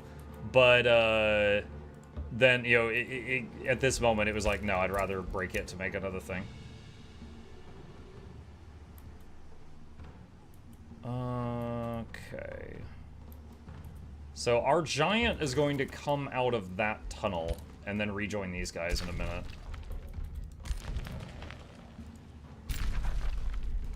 Yeah, we trespassing. Sorry. That's just a scout. You just keep exploring. You keep exploring. Alright, House of Hunger. Plus mana and Imperium income. Nom, nom, nom, nom, nom. Alright, and then let's add a watchtower to this camp. So it has more vision. Bindleton can expand. I can't reach Everwell until this is done. You know what? We are rich. I'm going to spend a bunch of money, which will finish the construction of that town hall, which will increase how far away I can expand. And now we can reach Everwell, which gives us food and Imperium each turn. Nice. Okay. And now...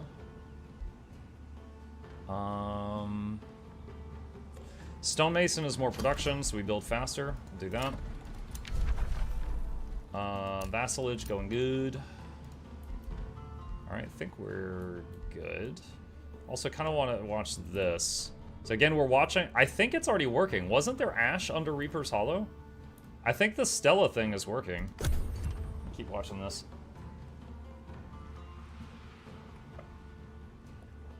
Because I think Ashlands can't have rivers. So if you add a river to Ashlands, it forcibly makes it a grasslands. Which was not the intent, but it's a bonus. Yep, there we go. There we go. Beautiful. That is useful knowledge. There is a spell that adds grassland to a tile, but it's a really high-level nature magic. So if you are playing a Storm Giant, but you're not using nature magic, you could use this. Glade Runner, tier 3 archers.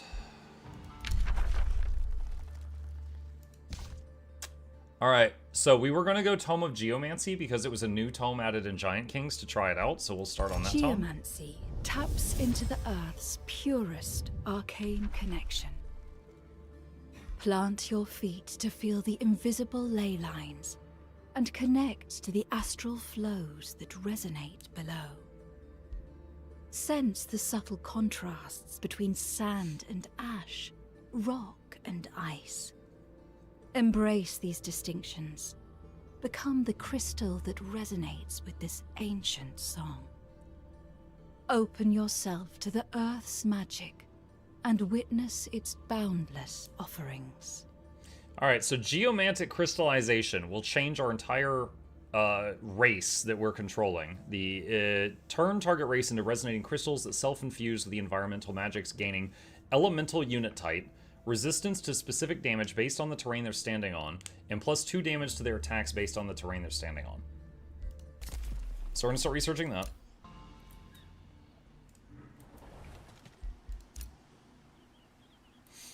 Okay. How many... This guy has 4 cities. I have 3 armies right here. But if I declare war, it's without justification. So I would get in trouble with everybody else if I did that. Okay. So we need to get out of this area. Alright, these guys are now close enough that they can follow this guy around. Alright, what is the deal with Cathedral of the Testament? This is 3 skulls. If I'm going to handle that, it needs to be with my giant.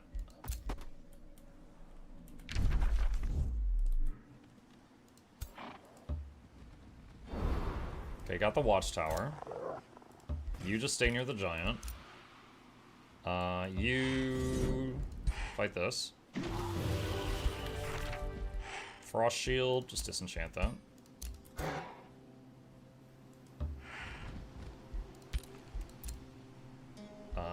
You keep... Dude, these scouts over here are getting, like, so stupid.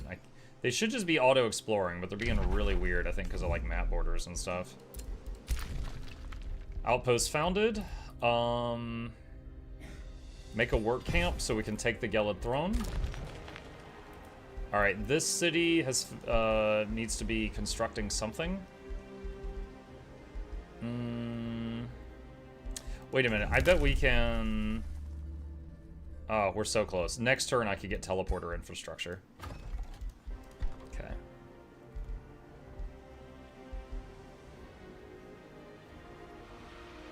Stone walls to the city. Scholars Guild is done here. Add a town hall upgrade to that place. Watchtower, let's see, add walls to that outpost. Hero leveled up. Who is this? Michaelis. Okay, so this is the melee one. Let's see. When this unit kills another, it gains 3 fortune. Fortune increases critical hit chance. Stacks up to 3 times. When this unit gets to 33% health or lower, they go berserk. They cannot die for 1 turn, and they are uncontrollable for 1 turn. Does that 18 pop city have no walls? We've had really good map vision, and I just have, and I also have the ability to teleport home, so I just haven't felt it necessary. Possibly stupid of me.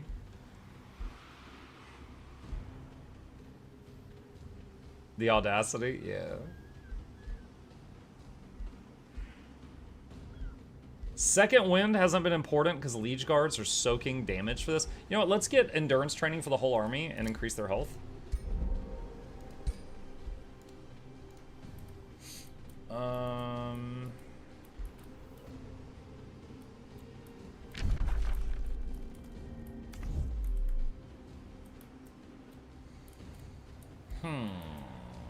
I forgot what's up for that turn. Famous last words. No, I mean, you're absolutely right. It was a very risky thing to do. Having another cough drop. One thing I like when I play... Wait. Okay. These scouts are actually making me upset.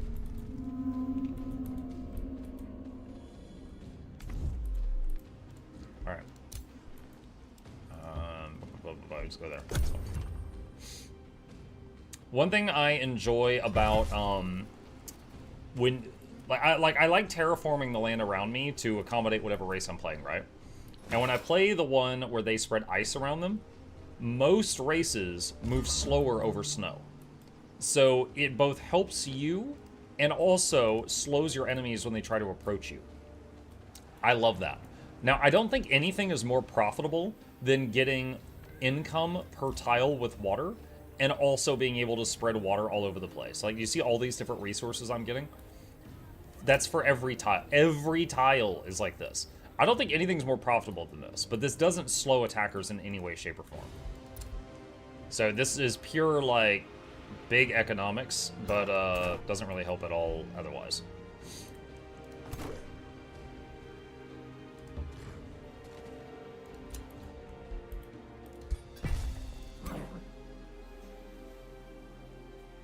Hold on a sec. This is the... that symbol? Who is that? Okay, I think that's just the main city. Alright, probably take this snake out, and you join him, and the snake can just follow. And then you guys take this out. Healthy helm.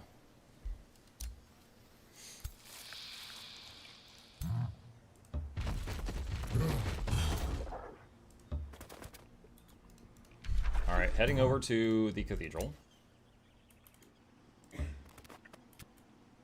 A lot of dragons over here.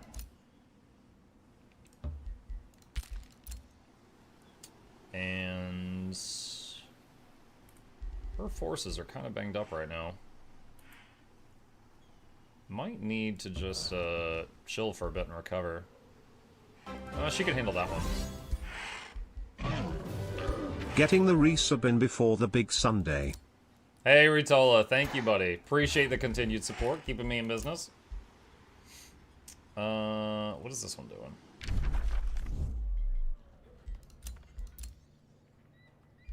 My scouts are all kind of brain dead right now because we've got the whole map opened up.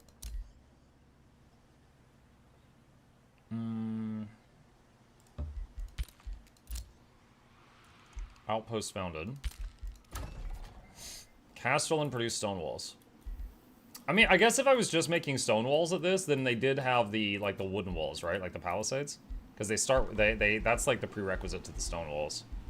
But yeah, it didn't have anything really good. Alright, there we go. Teleporter infrastructure. Alright, now we can build teleporters. Alright. Build that one there.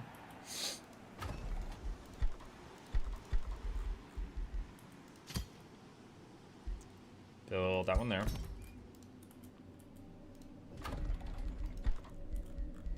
And build that one there. And let's see. More research. And what do we want over here? So many options.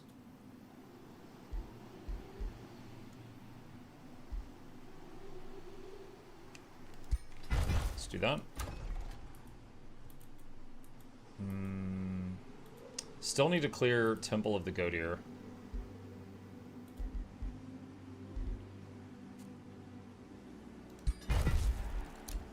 Focus crystals acquired. Hero leveled up. Who is this? This is Blue. Alright, so Blue Bell leveled up. And let's get her give XP to army every turn. Other rulers are at war. Okay. Good for them.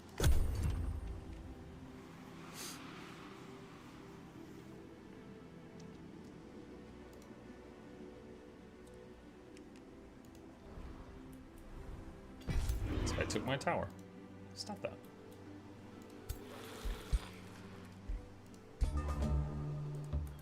I'm gonna have the snake take it back. Your claimed province has been captured.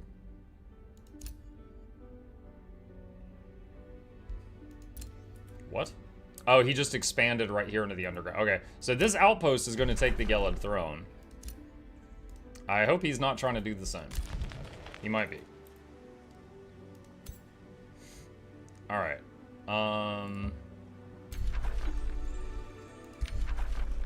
Do you want to enter this claim structure?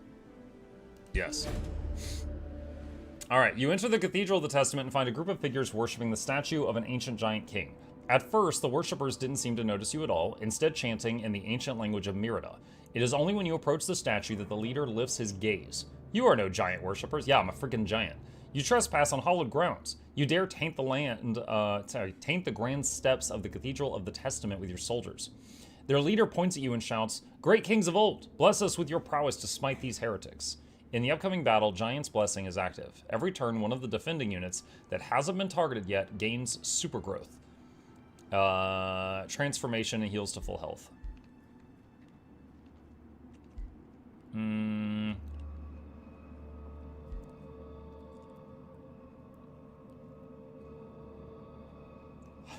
What is this? Hang on.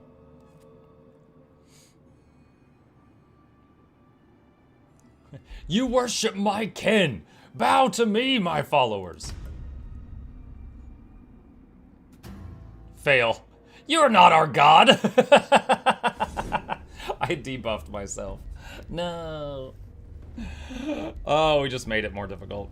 I'll probably just auto it. We'll see. Yeah, we just steamrolled him. That's fine. No thunder crash. Let's see. After slaying the worshippers of the Cathedral of the Testament, you can freely approach the statue. No thunder crashes down. No lightning nor divine wrath smites you or your army. Instead, the Cathedral of Testament lies silent, the grand halls echoing every footstep as the statue looms above the army. At the giant base of the statue, the cultists had gathered a pile of artifacts to worship and sacrifice to their beloved giant king. Without the cultists to protect their treasure, the objects are free to claim. You receive 544 mana and gold. Unlock the spell's super growth, which buffs the whole race. That's cool. Claim the Scorcher of Giant Slaying. It's a sword. Okay. Is this a one-hand sword? Yeah, that's a one-handed sword. Take the Tome of Ancient Lore. Let's get the super growth spell that buffs our whole race. Alright, I'd like to expand out and claim this. There's a chance that Slagholm might do it before I can. Okay.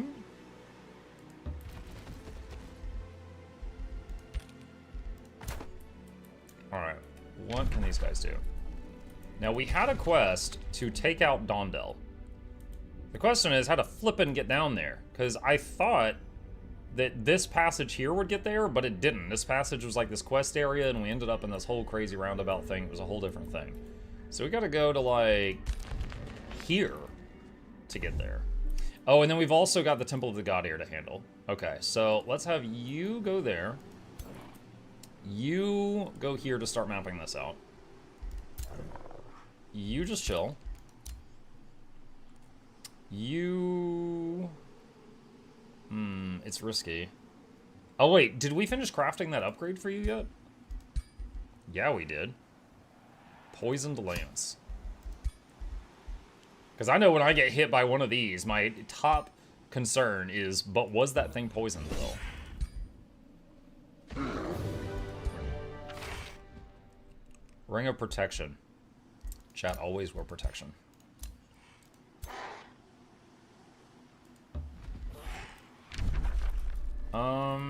Okay, so I think we should...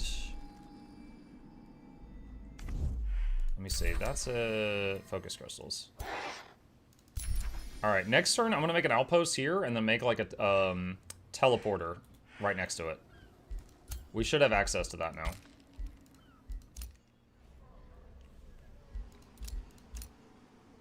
Dude, these stupid scouts keep needing manual orders.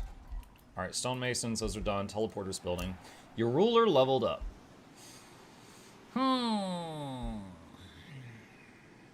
Poisonous Undergrowth. Thing is, Poisonous Undergrowth is going to be less damage than me just dropping an AoE Obelisk on a bunch of units, which does a whole bunch of dots. So we're probably never going to use that.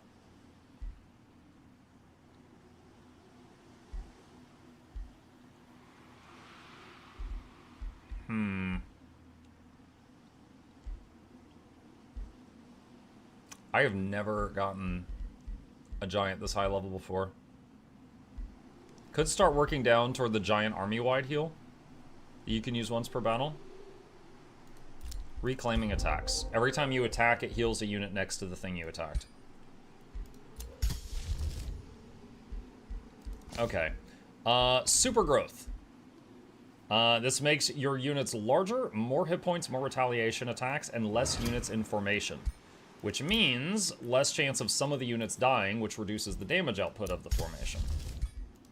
Poison Lance, we've already equipped it. Recalled the Astral Void. Alright.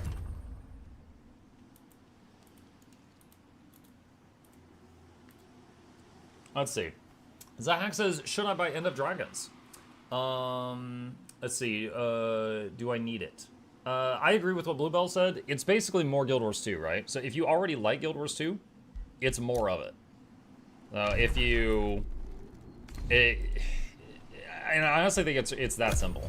Like, there are some cool features in it. It's like some cool playable classes. Like, if you want to play a Mechanist, which is a type of engineer, you have to have End of Dragons for that.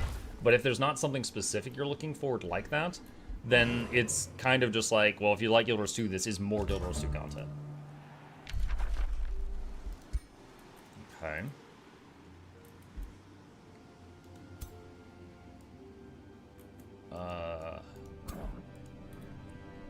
There. You go there. Just run over here, look around.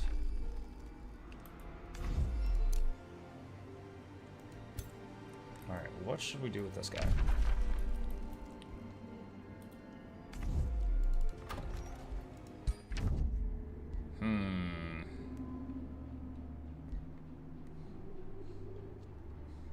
Empire relations are hostile. If I declare war without justification, this will change your diplomatic state to war and you suffer alignment and relation penalties with other rulers and cities. If I was going to do that, I feel like I need to have some of my armies over here poised to defend Bindleton.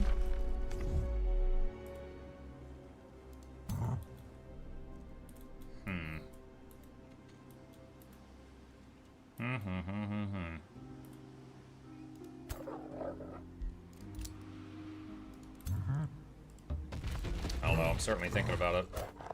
This guy's been hating on me for a while. I'm surprised I don't have justification with all the stuff he said. Alright, outpost construction there has begun, which we will add a teleporter to. Blessed Slicer. Okay.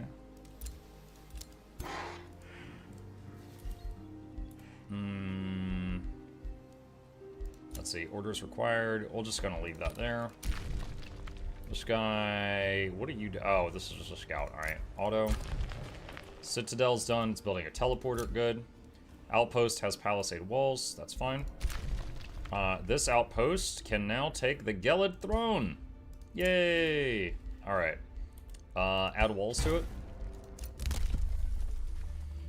And let's see, mines now grant +5 mana. Sure. That gives us 30 more mana per turn. Gain more casting points. Sure. That will make everything I try to cast happen more quickly. Okay. Set production in Casterland.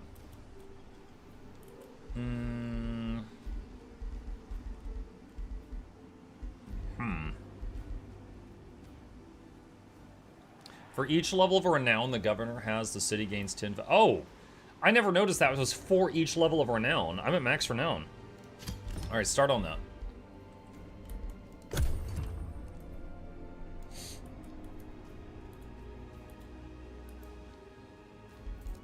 Okay. Dude, I swear I'm gonna start deleting scouts. Like, they are so difficult. God.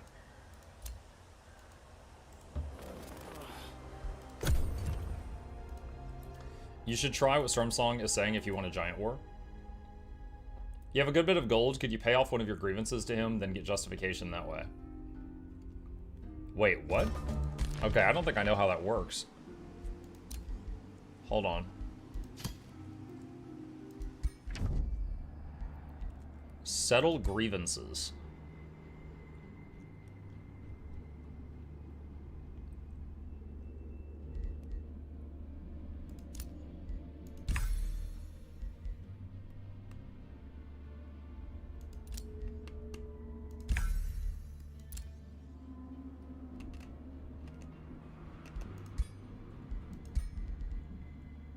Now it says justified. What? Oh. Okay. So if you hate each other, it's whatever, but if you pay off grievances so then you hate them more than they hate you, then it's justified. I didn't know that's how it worked. Alright. Alright.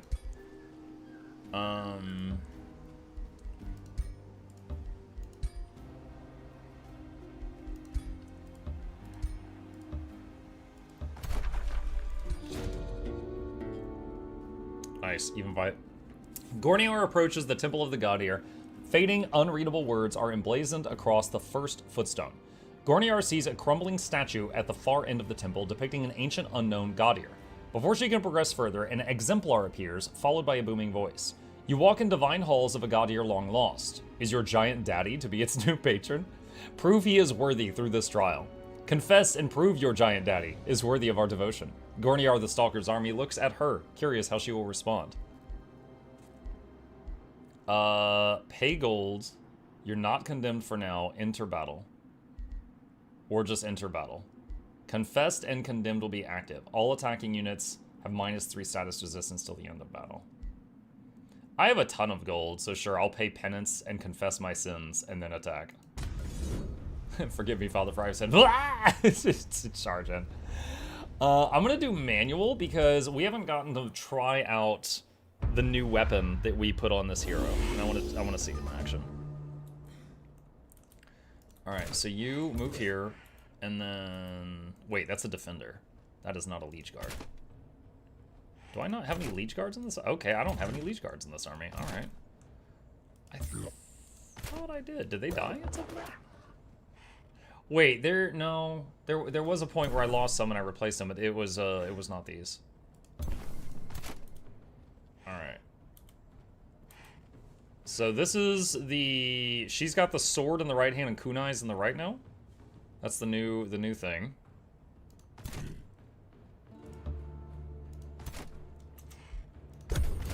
End turn. Now the main thing to watch out for, you see these snake things? They will mind control a unit and turn it against you, Chop. So I gotta be careful of them.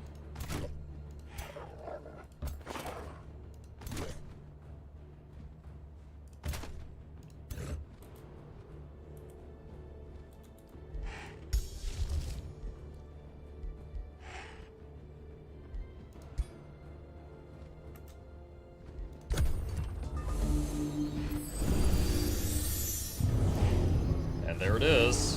And I just lost 2 units.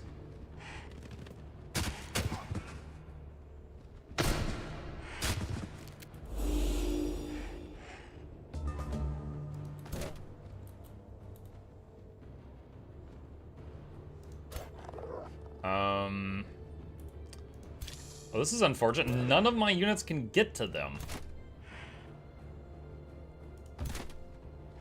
Pinned.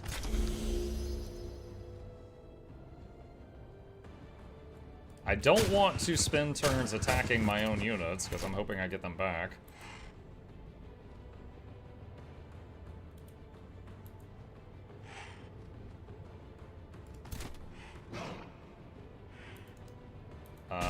What? Oh, wow, that was really delayed. Alright, dagger throw.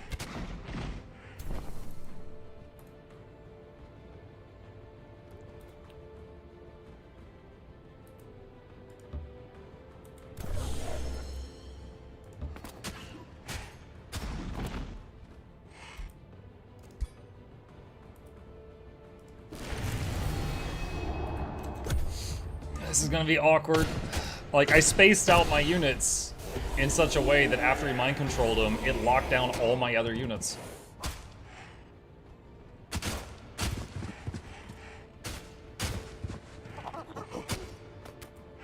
And they just boxed in this guy.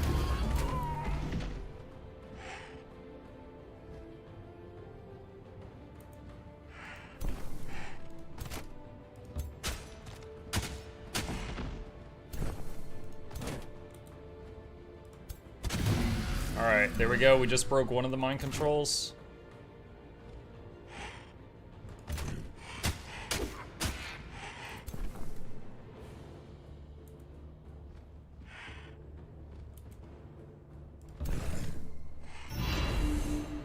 Heal the doggos.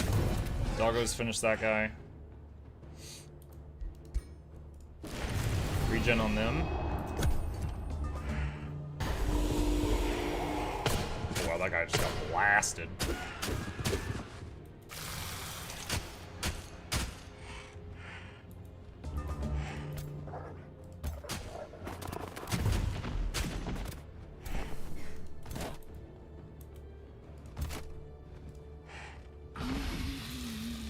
Alright, we broke the mind control on that one. Sublime! And throw kunai at these guys. Oh wow, critical hit, one shot. Okay, these dudes can eat the corpses. No, do they need to move out of that tile? There we go. Alright, eat the corpses. Nom nom. And then use the nature heal.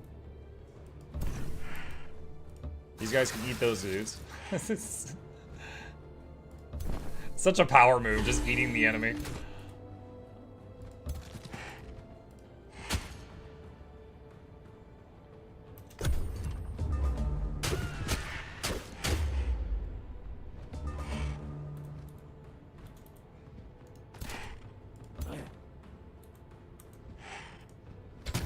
Dagger throw. Okay. That's not bad. I didn't actually use the melee sword in that one, but there just wasn't ever a reason to. But with the gun, if something got close, you couldn't do anything. With the sword and kunai, if something gets close, you have an option still. Godier the Stalker has withstood the trials of the Temple of the Godier in your name. The halls fall silent. As Godier ventures further, a shimmering passes over a massive statue at the far end of the temple. Well, when the light disappears, the statue has changed to show none other but you, Giant Daddy Mukluk.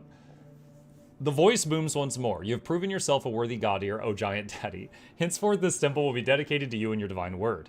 The voice fades, and with it, the original words of the temple. A silence falls, as if the temple waits for a new creed. You gain Imperium and stability, a bunch of food all over the place, some Imperium, and turn evil, gain goals. I'm gonna take Imperium.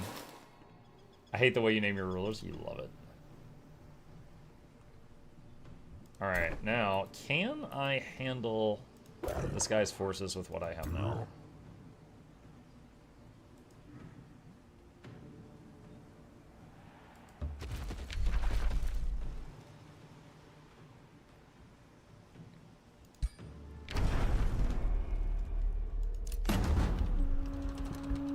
Alright, so I'm sieging this capital. Siege project. Raiding party, I think. So raiding party is when the walls are breached, you gain gold per tier. I don't know if I have anything really impressive.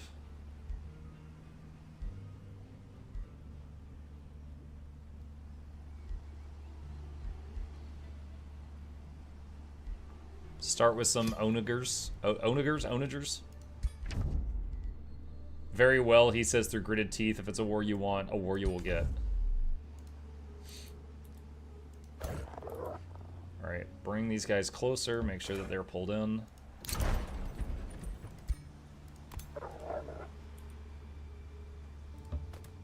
Okay, there. Okay.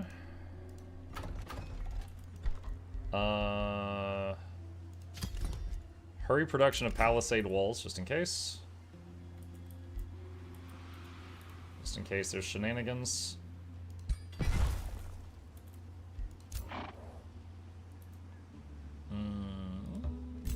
You go down there.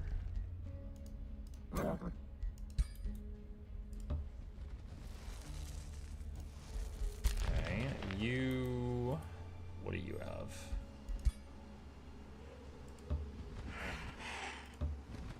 Okay, so there's a ritual circle down there you might be able to handle. We'll see. Leaders, you could head over to that. Orders required. You're just scouting around. Orders required. You're trying to figure out how to get to Dondel. I think we just found it though. This guy, just run around.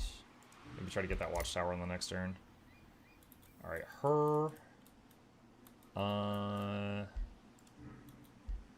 Could head toward Dondel or go join the attack on Slagholm. All right, this outpost.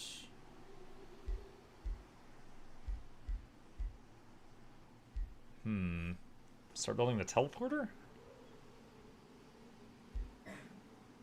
Build the teleporter there. Wait, is it instant? Oh, I thought it would take some turns. Interesting. Oh, I guess because the work camp had already finished. That's why. All right. Start building walls. Palisade walls are done here.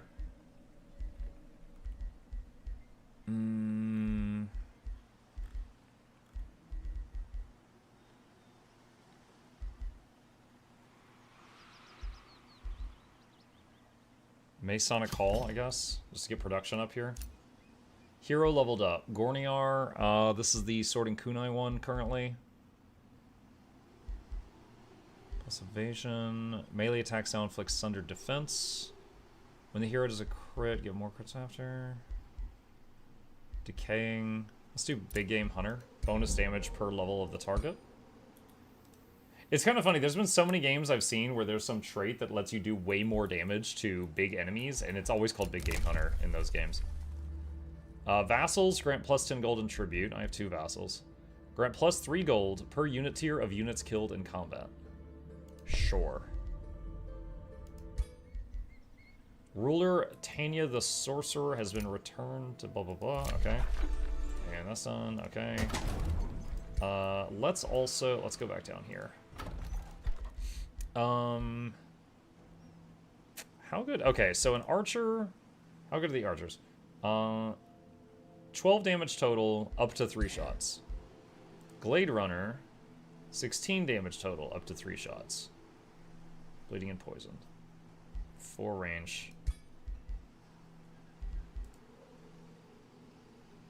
These are 4 range. So a Glade Runner is a slightly better archer. It also has a skill called Tracker's Mark. Target unit gains 2 marked, reducing their evasion and sundered defense. Okay.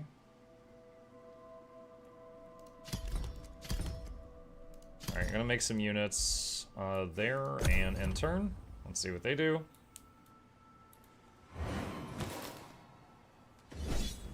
Oh no, he's got a better snake. Wait, I wonder. Hold on. What if I throw spells into the fight? What if I heal my snake? Can my snake win? Scout snake versus scout snake. Kite.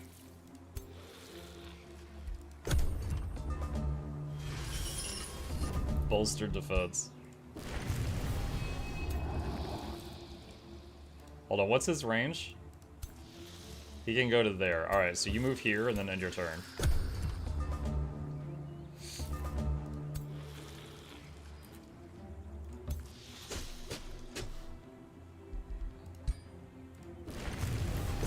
I'm just gonna pour so much mana into the snake.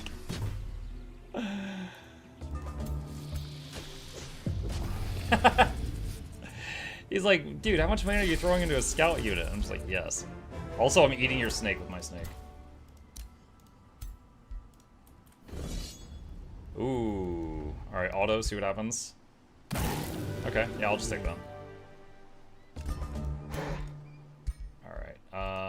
leveled up.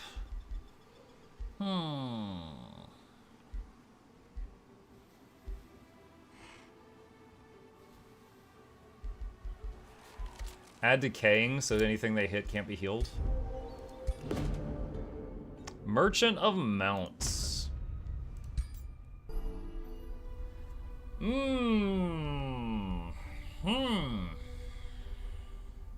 I could buy mounts for my entire race, at least the ones that are mountable. Could make them all become flying, so terrain doesn't matter anymore. A Nightmare Mount contract. They all get +5 hit points. Intimidating Aura. Vicious Killer. Flying Eagles or Terrifying Horses.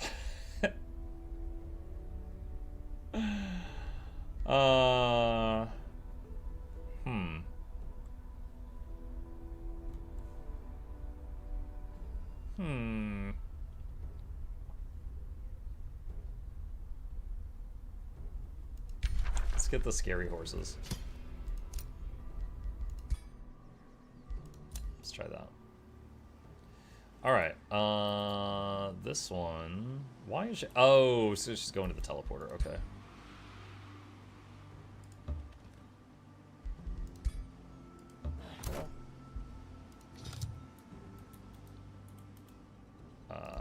Shoot. Yeah, just go there. That's easier that way.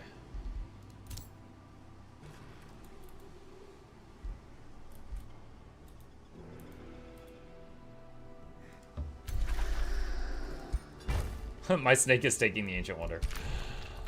That's what you get. Alright, so now we have it mapped out how to reach there.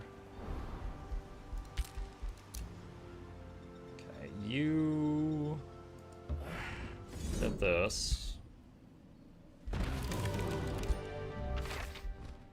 Monster Slayer bow, tier 3. Just disenchant that. Okay. Orders required. Is there any other towers up here? There's one there. Let's get that. Okay, she can handle that. I think this is my weakest army. Yeah, it is. So they need XP.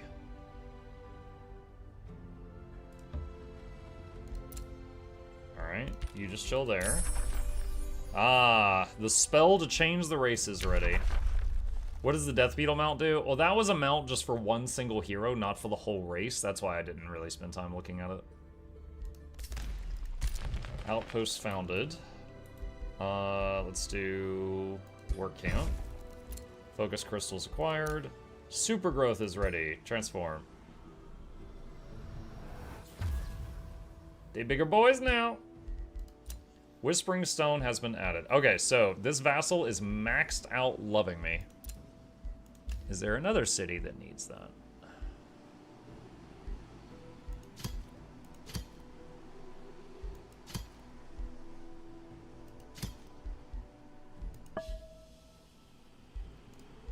Okay. Sulville can be integrated. Yeah, they're fine. Leave them as is. Negotiation successful. Good. Set production in Chivalton. Palisade walls. Alright, intern. I think it's a poisonous retreat. Move 2/3 hexes away, leaves poison cloud behind. Oh, cool. Yeah, there was another unit that we saw in the, I think it was the multiplayer game, that had something like that. It was like an umbral something something. Let's just have you dig through the wall. Open up the underground a bit.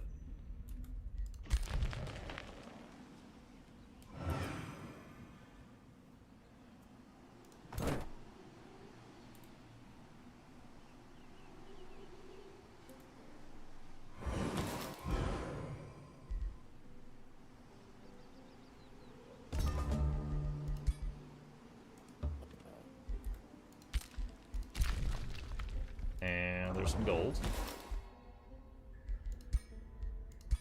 Okay, and move over here and dig through that.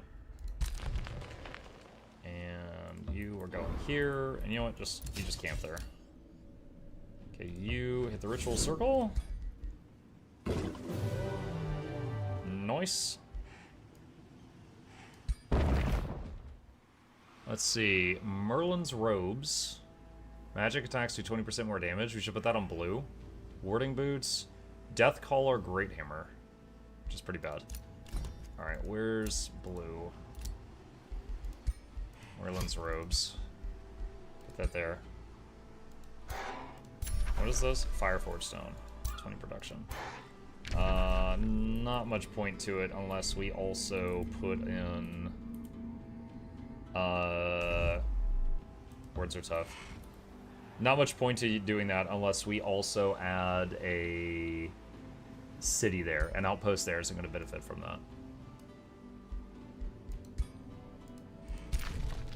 Okay. You. Yeah, there's some units that cannot become mounted units.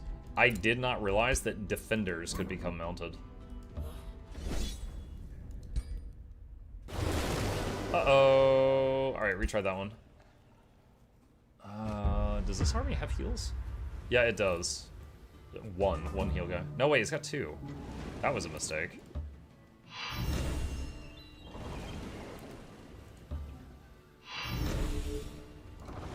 Alright, so this is Blue's first manual battle.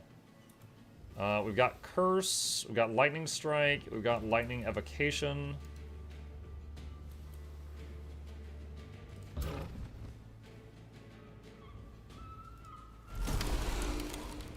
So there's a little blast. Liege Guard, put a beam on Blue. And end turn. The Kraken? Yep, they have a Kraken. They do indeed. Alright, Lightning Evocation is like a Chain Lightning type ability. So we want to back away. Oh no, Lightning Evocation takes the whole turn. If I back away, I can't cast it. Alright. There we go, Chain Lightning is done. And move up here.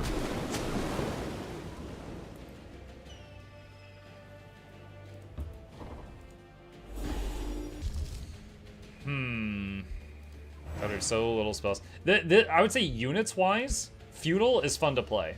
There's not a lot of variety, though. Like, if you're gonna get any, like, you know, creative gameplay, it's from the tomes. Alright, put regen on that guy. There was -5 morale all over the place. What the hell was that? I'm gonna inspect the Kraken after this, see if it was him. Melee strike, tentacle ward. I don't know who did that.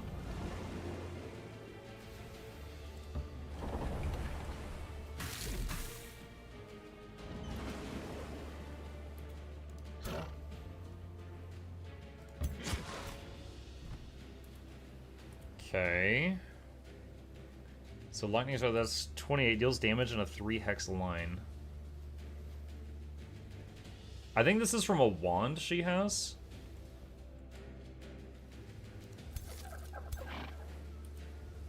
Arcfire bolts. I would do 40. This will do that much to both of them. And these are stack units. Those are freaking penguins. These are stack units, so their attacking power would be reduced if I do this.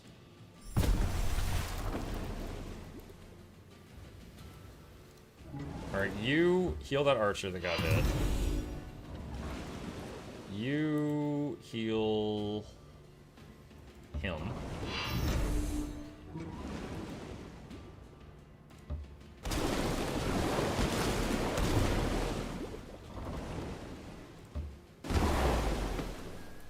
Okay.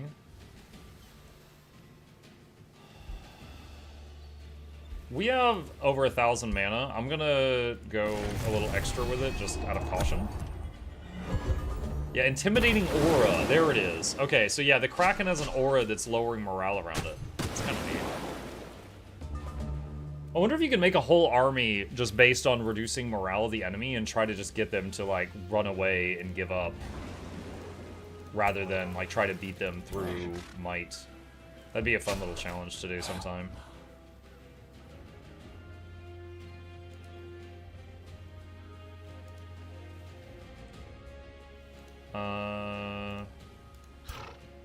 Alright, let's just do basic attack with the orb. Alright, it used slip away.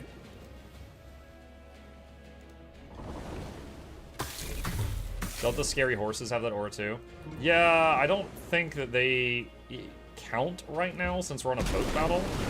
But yeah, they do.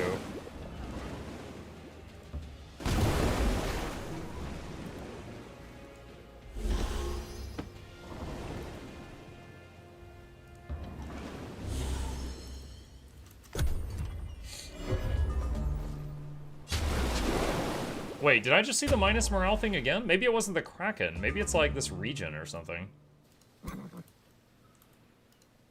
Alright, chain lightning again. That kills both the remaining dudes.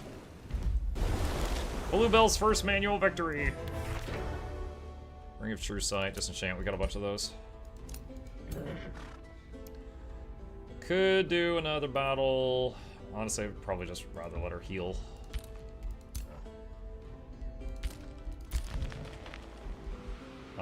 Just camp on the tower.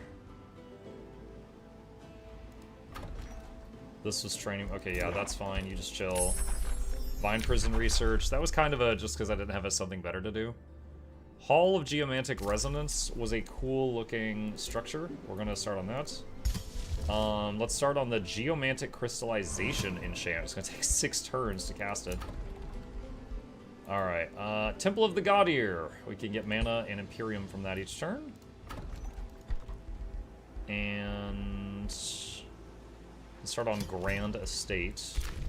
Palisade walls are done here. At a watchtower. Masonic Hall is done here.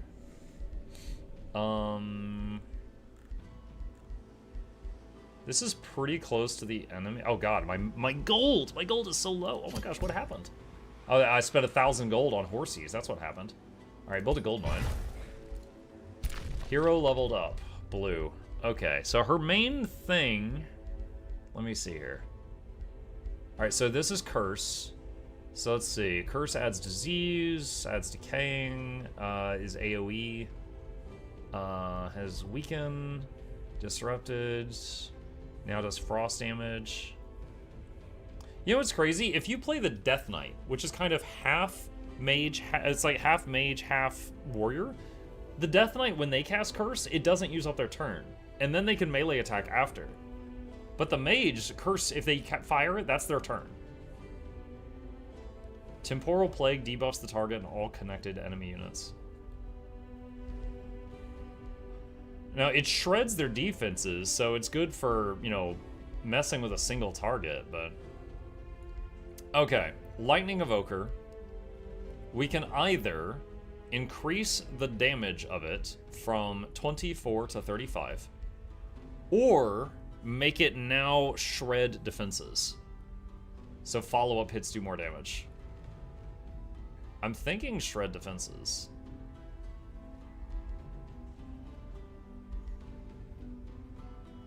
You can do blind after that. I'm gonna do that. Debuff lightning. Double victory because I just wheedled my hubby to give me my hooks back. Are your hands better? A new rally has started. No, because of feudal, I'm gonna stick to getting units from my faction. Alright, end turn.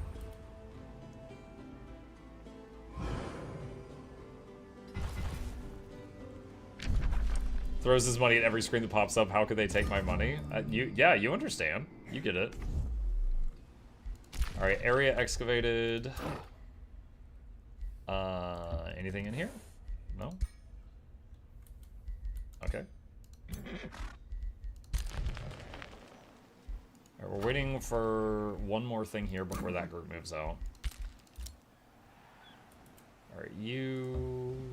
down here, let's see. What is that? Plus 20 draft. I could Put an outpost there just to get the weird material.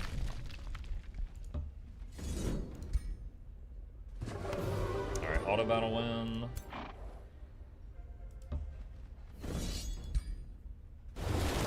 Alright, manual. Blue is working for these levels. Can't quite reach them. Alright, move one tile forward. I want to hit the Kraken with Curse. Alright, there we go. Sundered defense, resistance, weakness. Blah, blah, blah, blah. You Liege Bond on blue. Back the archers up. You... Alright. There we go. I will say, the healers for every race are very different. You know, I enjoy support, so I always look at these. These guys have a decent heal. It also puts them in defense mode after they do the heal, but they have to be in melee range of the target to heal them, so that's a trade-off. But it's only got a 1-turn cooldown. Some of the other races have a heal that, like the, what is it called? The magic faction. Their heal is kind of like a chain. Like, they'll heal one enemy and it'll bounce in... Or sorry, they'll heal an ally and it'll bounce and heal another ally. So it'll hit 2 targets, but longer cooldown. But they could do it at range. They don't have to be in melee. The Barbarian one has, I think, a 2-turn cooldown, but it leaves regeneration on the target. And regeneration is insanely powerful. And then there's another faction, I forget which one, that does like an area of effect heal, but it's got like a 4-turn cooldown. So their healing output is much lower. And then I think the Dark faction doesn't have any healer at all. They just have, you know, Unga Bunga high DPS.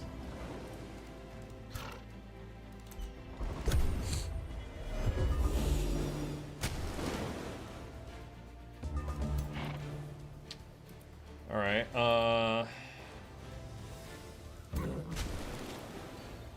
wow, I tried to have Bluebell back up, she got immobilized. The Kraken said, no, you're staying right here. Alright, get your knife out, stab him in the face. That is not how that was supposed to go.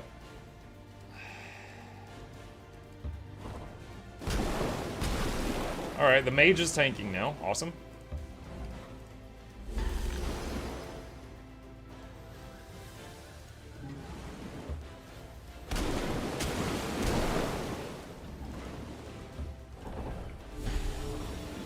Our one octopus is slain.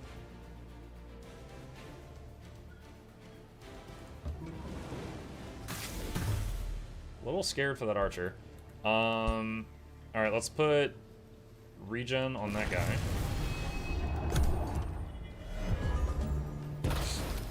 No! That was the unit that I was doing the manual battle to save. Alright, I don't know if we can avoid it. I think that archer might just be dying. Dude, our mage is still immobilized and cannot cast spells. I don't think this could be worse.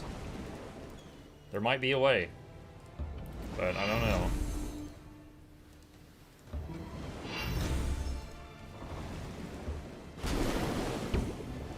Honestly, the whole 2 mage, 2 warrior thing is not terrible. Although I wish there was I said mage, the Bannerman, the supports. It's not terrible. Could do rock blast. Will that finish? That'll finish that guy off. Boom! Giant rock. I cast rock.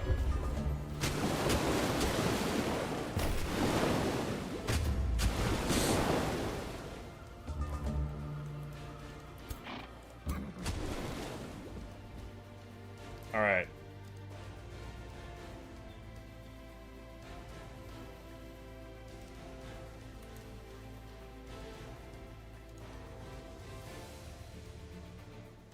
Hold on, her UI's being weird.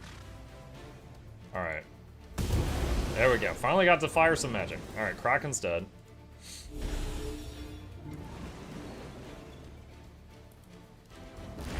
Use your once per battle heal. Use your once per battle heal.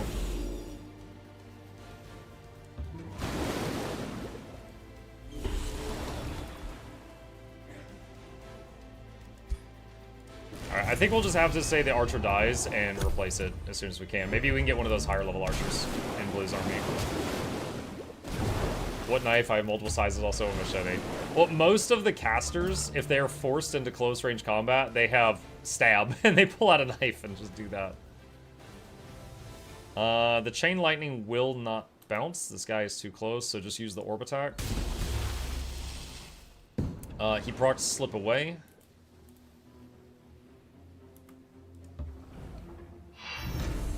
Heal there.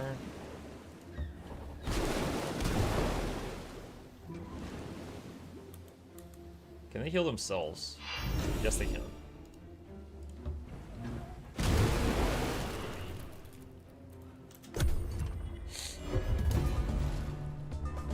They're trying to run away. Yeah, we're gonna finish them off. Zap!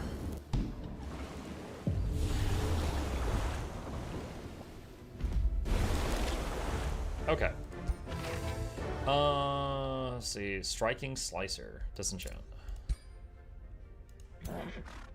Okay. Blue doesn't have her own city yet. So she doesn't have like a city that, you know, they should get these troops from there.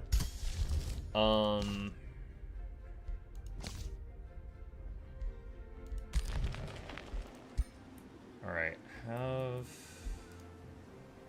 shoot, hold on a sec. Alright, blue. I want you to go here. Looks like it'll take you 2 turns. You just chill. Yeah, so we're gonna build another Glade Runner. And the Glade Runner I already had here, which was going to be for an extra army, is going to join Blue's army. Vendor is done building. There's no foresters in the city. Okay, market. Watchtower is done here. There's not much room to expand here, so there's no point in making this a city. It's gotta work, because Gelid Throne says for every adjacent province, you get 2 Imperium. So this is going to give Imperium, and then that gives Imperium. But it's like, there's only 2 adjacent provinces. That one and that one, because of these walls. So making a city here would be kind of silly, because there's not a lot it can do.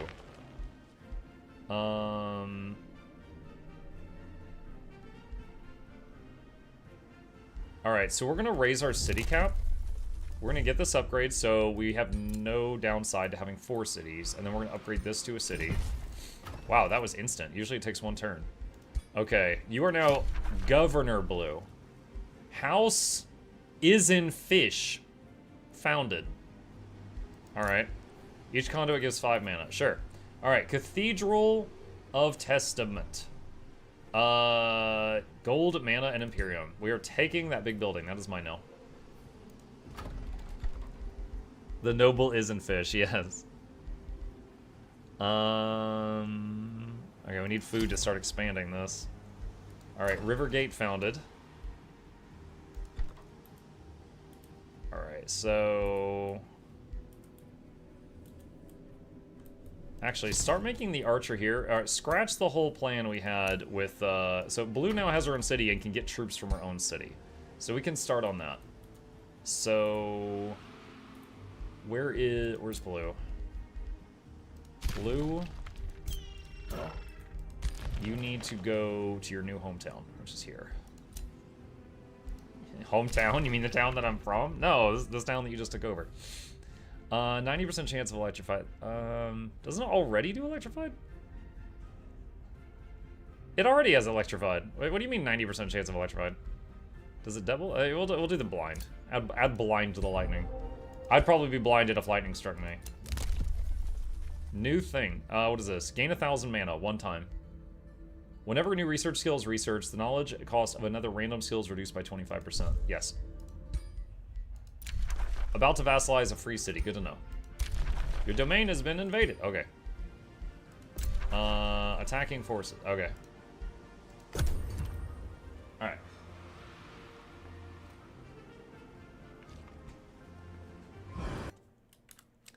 Boom. This guy is certainly gathering a bunch of homies over here, chat. That's a lot of little stacks of stuff. I think we're about to have some fun. Alright, we can attack. Alright, I think it's time to do Control S. Attack. Alright, let's hit auto and just see what happens. We can hit retry if we don't like it.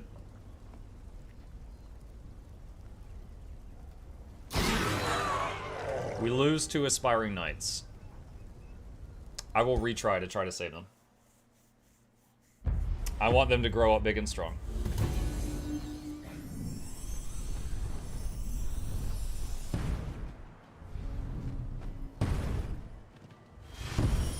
So we got a city battle, chat. I brought a few cough drops here. I've got one left. Alright. So, city battle, for those who haven't seen it. So we're out here.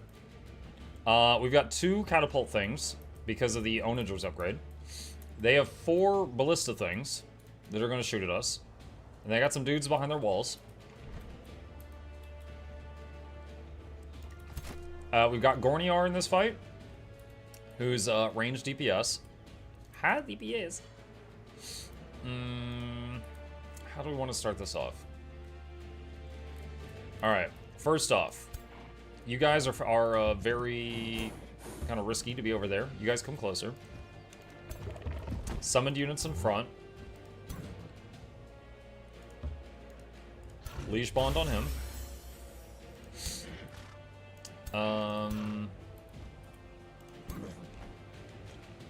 You're gonna go over here and leash bond on this person.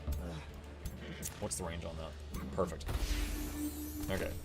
Now they can be a little reckless.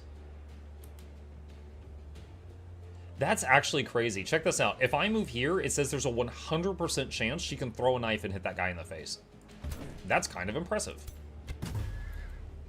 Poison resist, but did some other stuff to it. Onager cannot fire for 1 turn. Okay. The Spirit Wolves, if they die but you win the battle, they come back to life. So we can be a little reckless with them.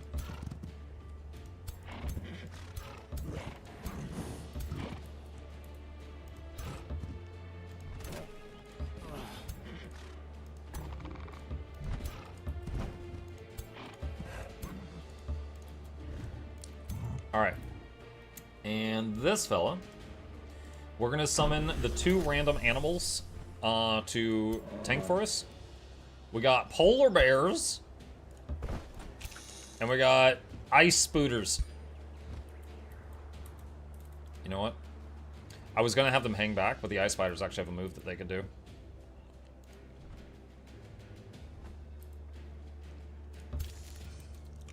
Shoot ice webs.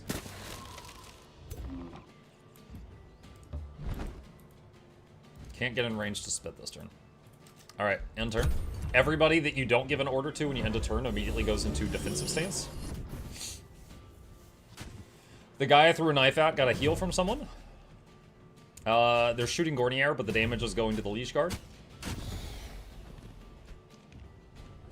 Mug, have you talked about the new Owlcat news? The new Warhammer 40k game? Yes. Yeah, I retweeted it, and I said I was really excited about it. Because I've played the last 3 games Owlcat made, and I really enjoyed them. Alright, so this guy's damaged from soaking damage from Godier, so we're going to heal on that.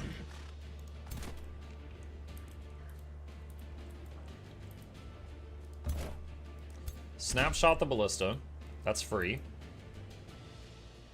And, you know, before I throw dagger, what can the Onager do?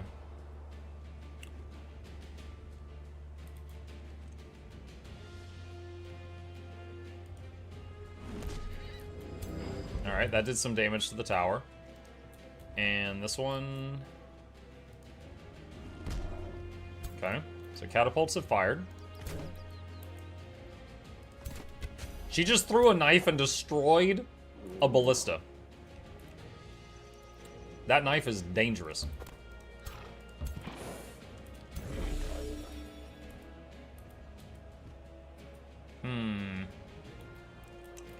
Do I only have 1 support unit besides my main man? think so. Alright. There's the heal from the giant. Could also do single target heal on him, which adds more.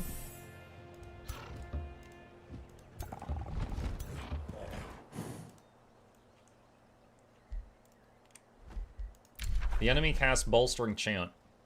Oh, that was the single target heal they did on the guy I threw a knife at. I want that knife. Yes. Blue's got... Or not Blue, sorry. Godier has a scary knife. That was the person who had the two-handed rifle, and I upgraded them to throwing knife. Does this thing have time? It does have a timed life. Hi. Thank you.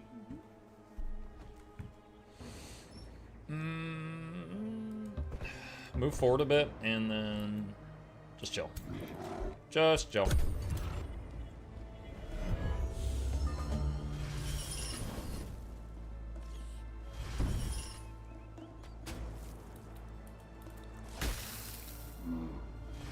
Dude, Liege Guards are crazy. They enable a whole different playstyle.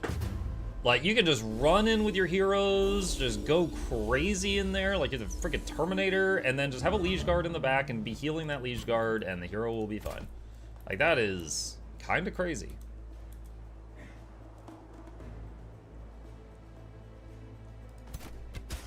Another knife. He's bleeding.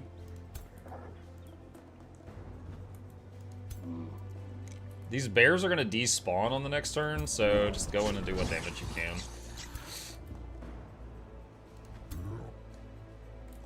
Alright, Onager... Oh, okay, so they have a delay. They can't fire 2 turns in a row. I guess every other turn they can attack. I want to get close enough that this guy, that the giant can attack in between rounds.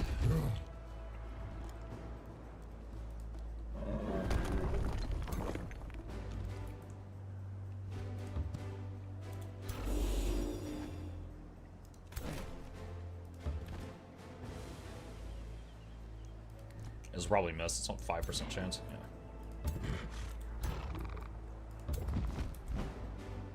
Poison breath. A little bit of damage.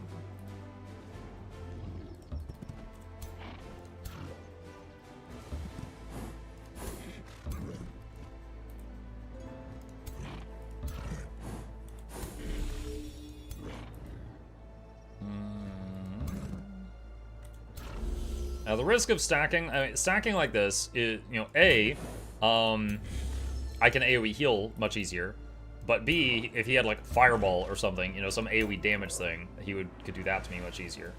All right, the wolves are really fast. I'm gonna have them try to run over here and start picking off this ballista.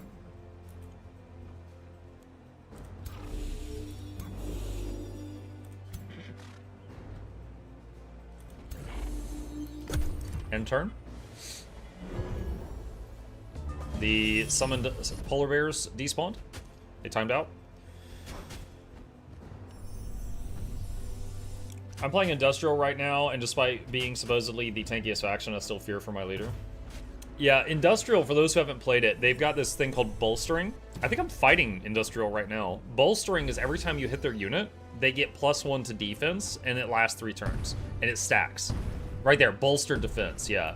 So, if you keep beating on them, they keep getting tankier and tankier and tankier. But they don't have the Liege Guards that soak damage to their leaders. Okay, those wolves are doing a great job.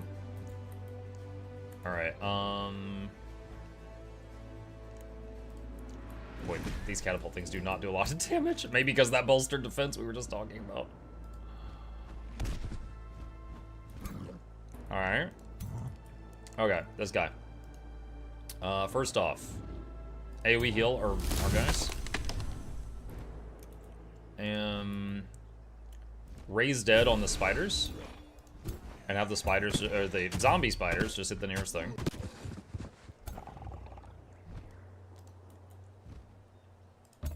Move here, just wait there. Just chilling, just chilling. Just throw another knife at their leader. She's crazy with those knives. I think that's it. I mean, I think I can wait for them to push forward. I can just, you know, I've got this little bunker here right outside their wall. I don't need to, like, push into that. Remember, my best heals, I can't use them and move in the same turn. But if I can just set up a spot where they have to push into me, I can just keep using the heals.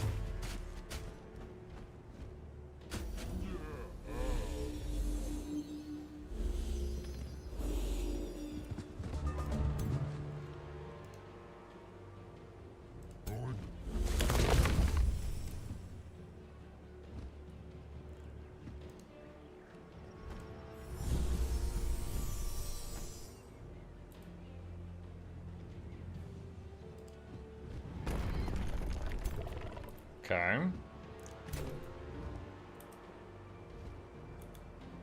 Probably won't hit. Yeah, did not. Alright. He's back to half health again. Wolves, can you finish that off? Beautiful. Alright, that ballista is down.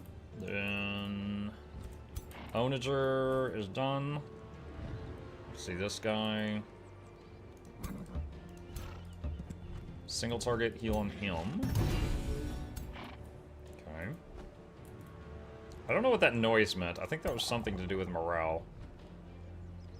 Poisonous breath is still recharging.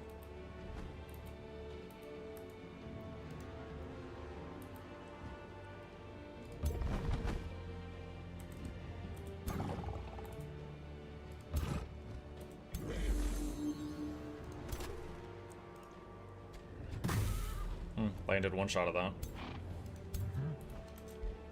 Alright, end turn. Yeah, one thing about this game compared to Total War, Total War has a healing cap. Like, let's say a unit has 100 health. You can heal it for up to, let's say, 200 hit points during a battle. I'm making up numbers here to make this simple. So, like, if it gets down to 50 and you heal it, and you do that 4 times, you've hit healing cap, and then you can't heal it anymore. So, infinite heal builds do have a limit. But if you can get a build where a unit has, like, regeneration, where they heal a few health every second, and then insane defense, they can still be, you know, God mode. But early game, you know, there's a limit. There's a limit. How many knives does it take to get to the center of a Tootsie Pop? That guy is dead. Alright, wolves. Nom nom nom nom nom nom. Alright, took 4 or 5 throwing knives, but Godier killed that guy on the wall.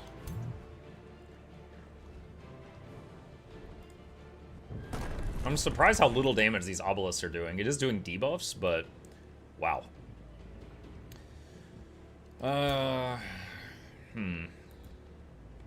Why can this guy not move? He's immobilized. Okay. Alright.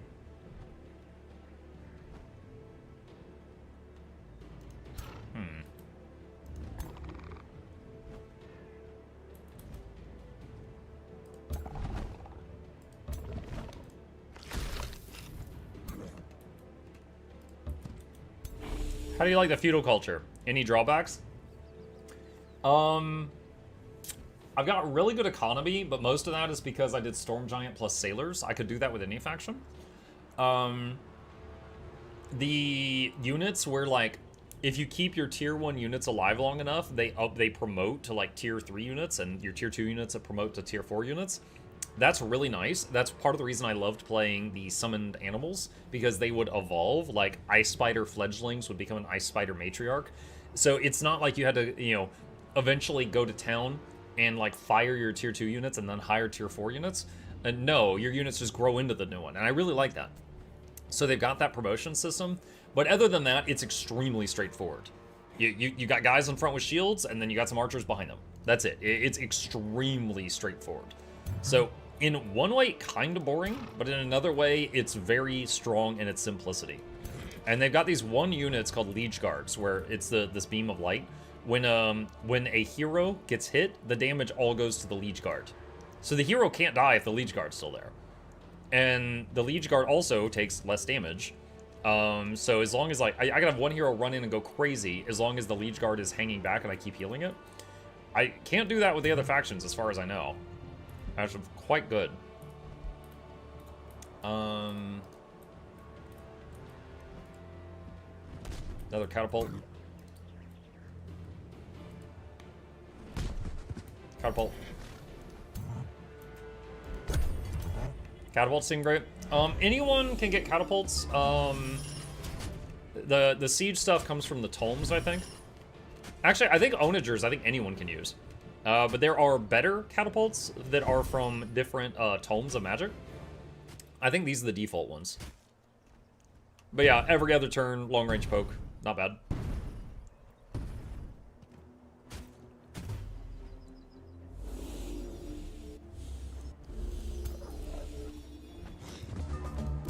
Alright, wolves attack these guys. And then the dragon can go up and help finish them off. Okay. And this guy, let's do another AoE heal here. And then a single target heal on this guy. And then we can still take our turn, oh my god. Drop an obelisk over there, which damages the wall and hits 3 stacks. Alright. Let's do snapshot, which is free. And I could melee strike for that much, or actually, I was ready and willing to go into melee, but it appears that just throwing a knife is going to be more damage. So when she melees, it can do between 1 and 3 hits, depending on how much she's moved. Moving up and then meleeing was going to be 2 hits, and it looks like when she throws a knife, it does more damage than 2 melee strikes.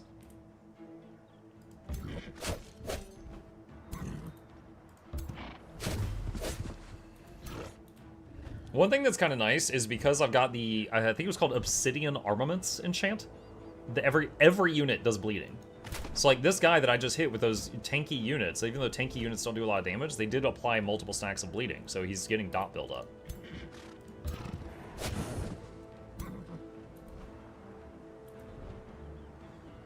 Okay, the knight can go. I could charge in.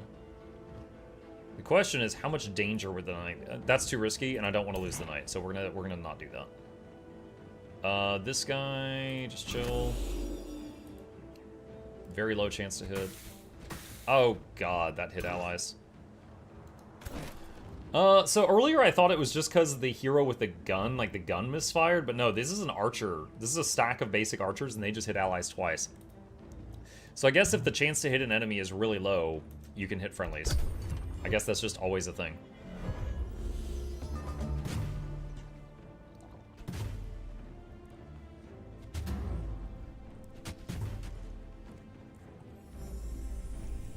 Muk, what's your opinion on the leader types?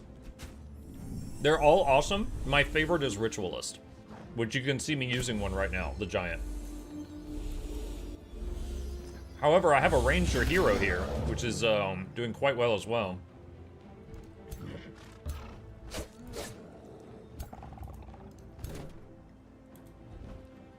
Alright, so now she's on the high ground. Oh, wow. Alright, throw a knife at that guy. She somehow just killed 2 archers with 1 throwing knife. She is very deadly.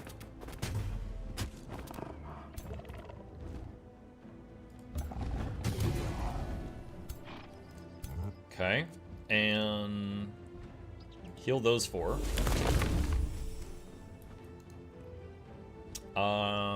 Raise dead that guy.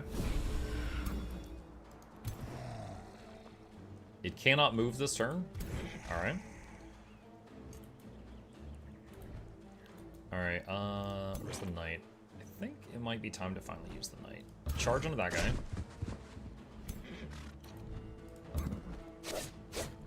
Add some more bleeds. Alright, just put, shield wall on that stuff.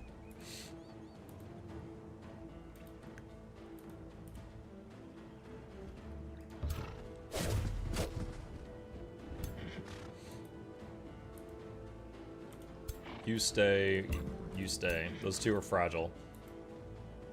Heal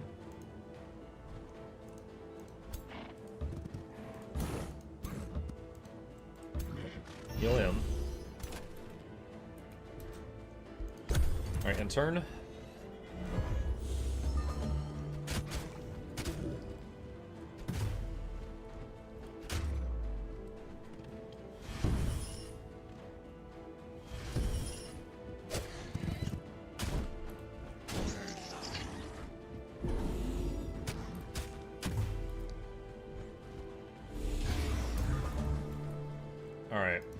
Can I reach the wolf this turn? No, I cannot. What if the wolf moved one tile?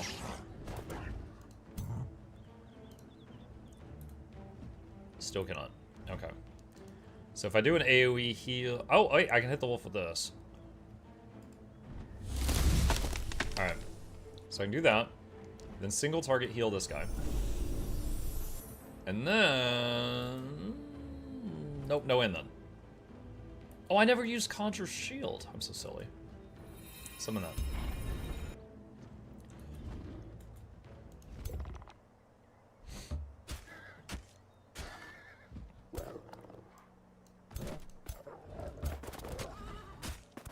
Okay. Throwing knife to the hero. Dude. This is the best Ranger I've ever had in this game.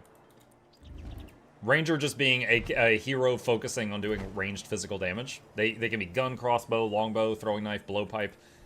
This is the strongest one I've ever had.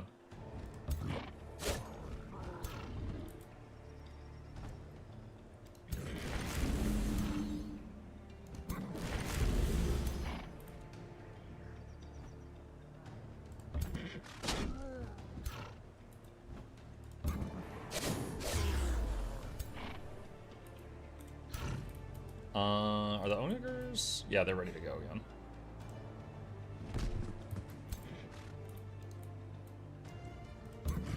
Oh, I thought I was controlling the other Onager. That's not what I wanted to do.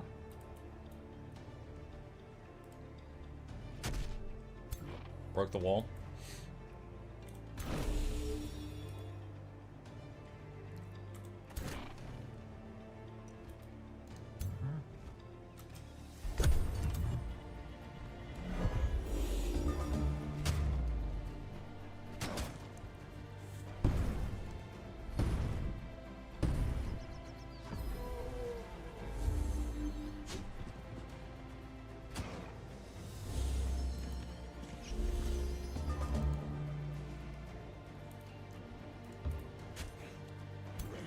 Stunned that guy.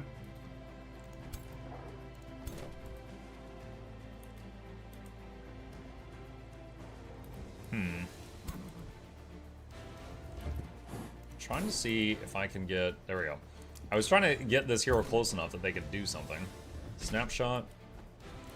And dagger throw. Nice.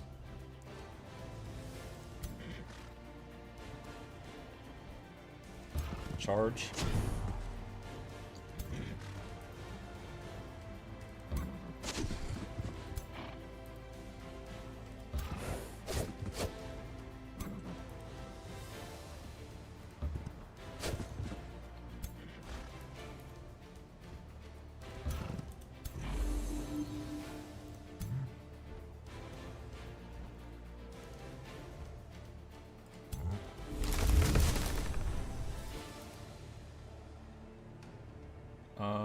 Interesting. I can't reach the units, but he can attack walls because he's a giant.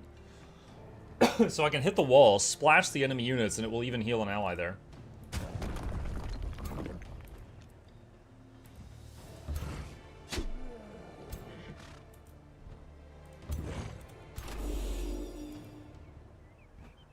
These archers have been so useless this battle.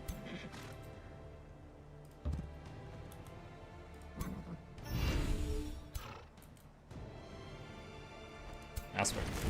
Oh, I thought I was controlling not that one. That was a waste. Not a huge deal, but not what I meant.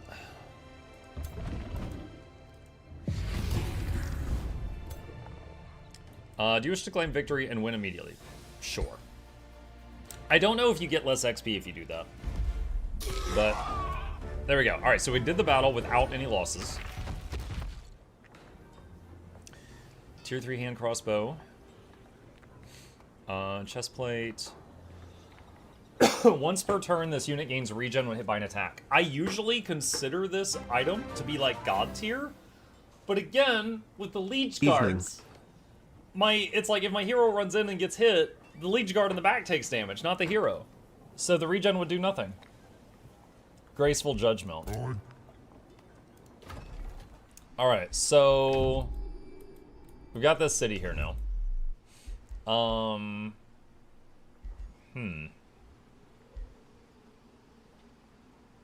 Very evil. Let's make it a vassal, if I can.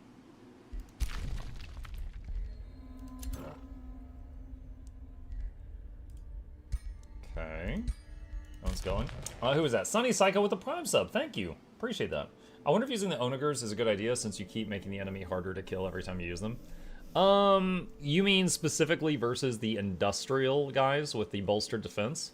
Maybe. I will say, though, their health was going down, right? It was going down slower, but also the onagers took out one of the ballistas. You know, that was a thing that I was having trouble reaching, and they were able to hit it. So that was very valuable in and of itself. Wait, there's AOW4 now? I thought Shadow Magic was the hot new stuff. Shadow Magic. Alright, you guys just wait. We're gonna try to take this and then make an outpost here.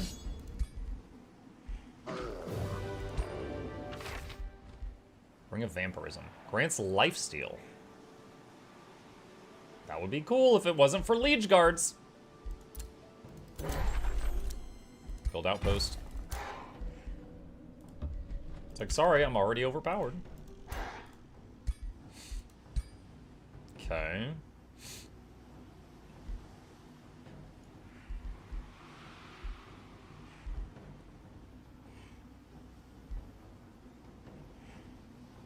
I'd like to get down to killing momentum. We'll get Grim Executioner. When you kill another unit, gain 3 fortune, which is crit chance. Select a signature skill. Looking at the options.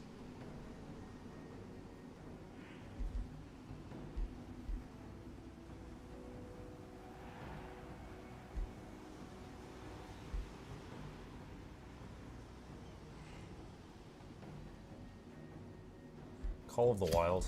We'll get that on this guy too. That's the summon 2 tier 2 units. Can keep your troops safe for a long time.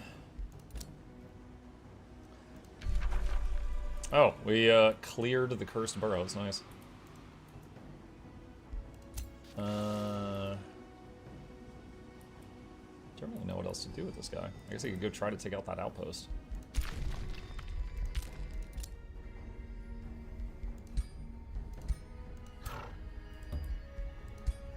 Alright, dig through that. Alright, so on to the next of his. Oh wait, he's got like dudes right there. Wow! So he had 3 more armies that couldn't fit in that city battle.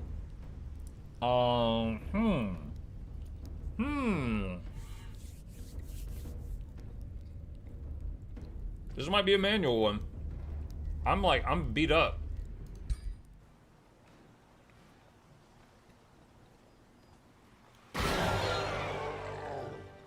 The same 2 guys I tried to keep alive. Yeah, retry.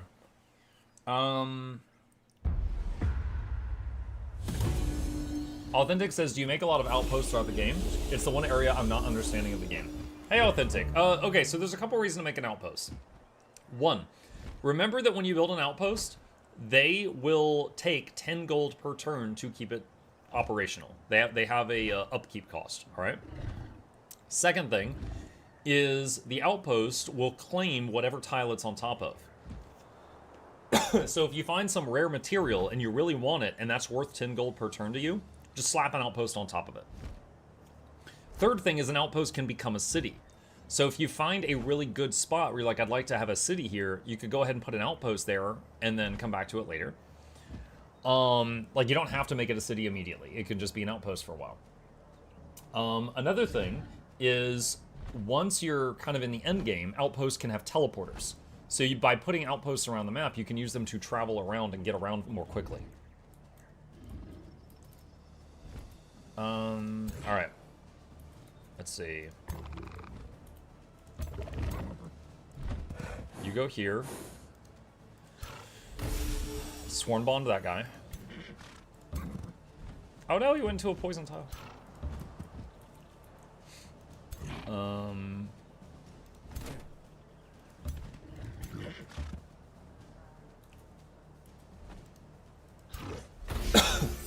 Sorry for all the coughing, chat. Sore throat.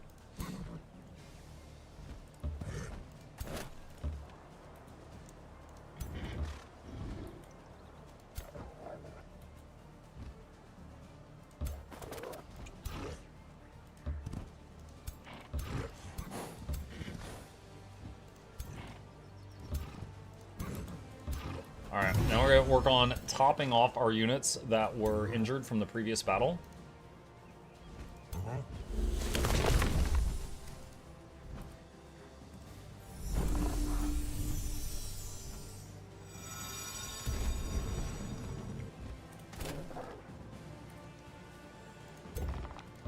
I think that's everything I can do right now. Alright, end turn. This is part of the reason I love playing Ritualist. I went into this battle with a bunch of units half health, and I should be able to get most of them to full before the enemy reaches me. Can't do that with anyone else.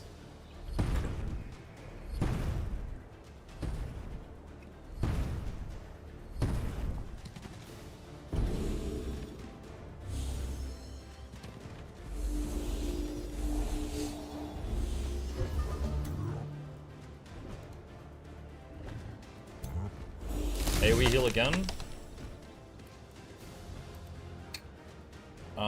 Nothing else in range we can do.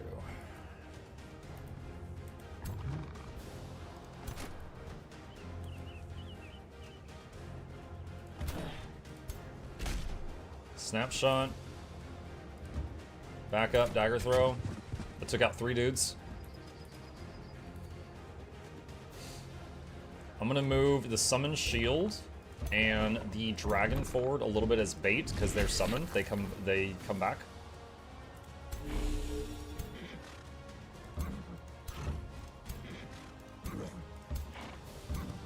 No, control Z. Let's try to move him.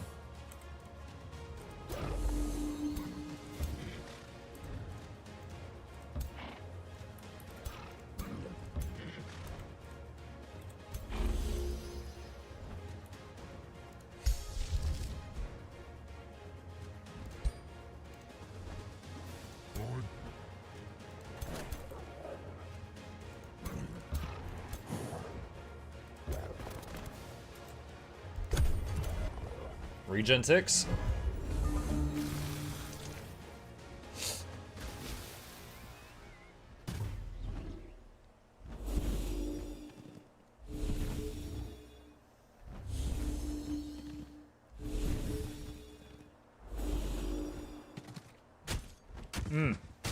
Authentic, if you're still here, another great thing with Outposts, if you're playing the perfectionist people type, I forget the right word for it, they gain gold for every building they make. So if you make an outpost and then upgrade walls on it, like that outpost gives gold, the walls give gold. So if you do a max upgraded outpost, it actually makes money. So you can cover the map on outposts and they actually generate cash and they, you know, allow you to control area. So that is a really good perk if you want to play like that. Alright, AoE heal again. Single target heal on that guy. And then ranged attack. What do we want a ranged attack?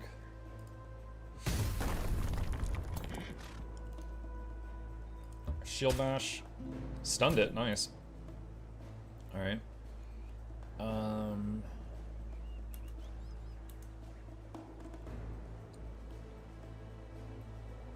Okay, so her melee attack will actually do more than her ranged for once.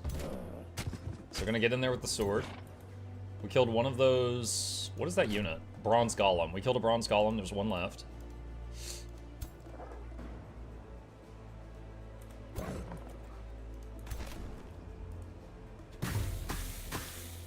Got some archery shots off.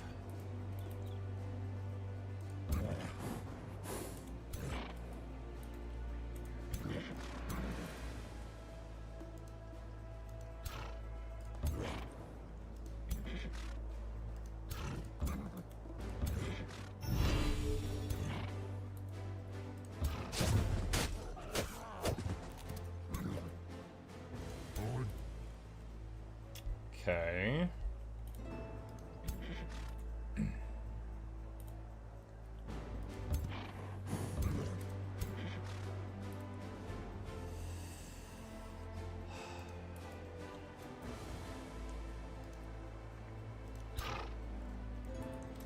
I think I'm going to end turn there.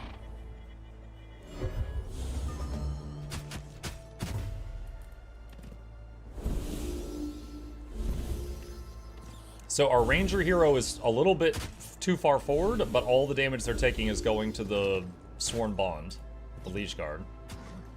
Otherwise, I wouldn't dare do that.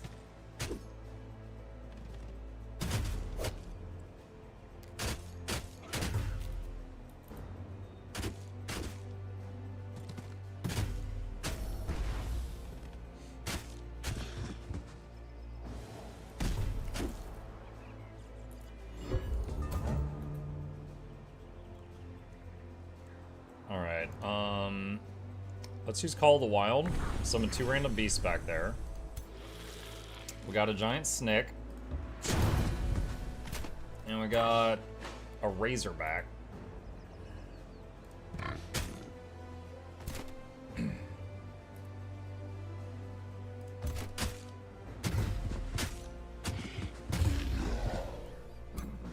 Okay.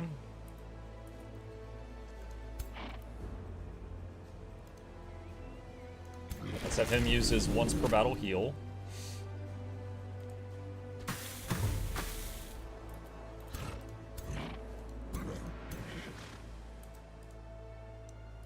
Face that way? No? Come on. Alright, face that way then. Let's have him use his once per battle heal.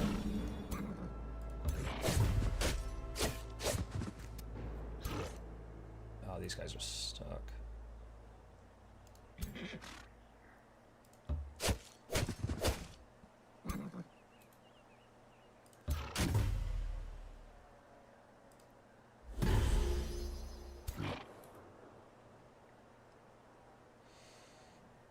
If he goes and hits that guy, his back will be exposed to these. But I think it's worth it.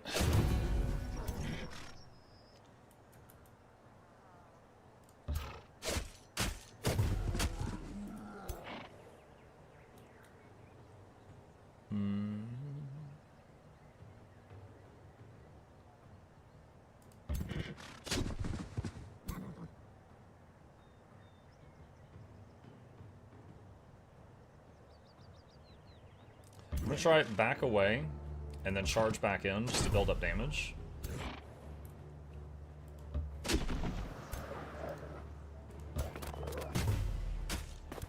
You know, when I was in the multiplayer Age of Wonders game, I asked the other people, I was like, hey, if you had a unit, like let's say these wolves get under half health, so one of the two dies, and then you heal them back above half health, does the other one appear? And they were like, no, it doesn't respawn dead units.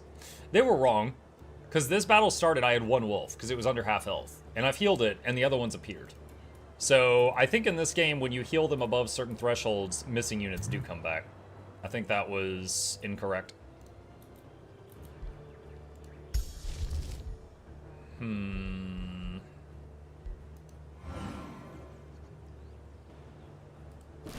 shouldn't respawn units. I'll look for more opportunities to show you, but it sure looks like it is. It sure looks like it is.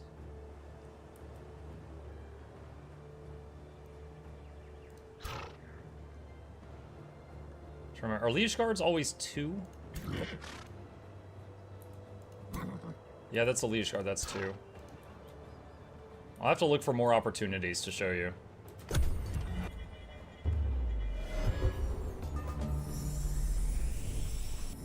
We can do some science.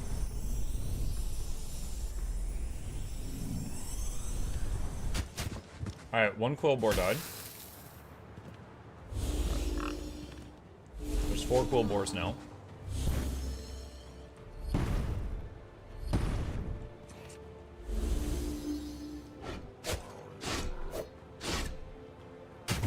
One Liege Guard just died right here.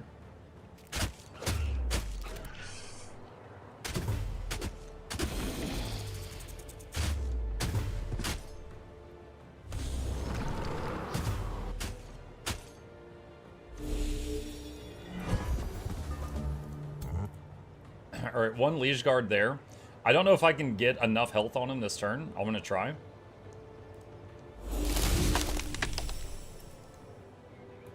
I can't reach him with that. Alright, there's 3 Quill Boars. Now there's 4. There you go. Science has been done. If you heal them, they come back. The missing units come back.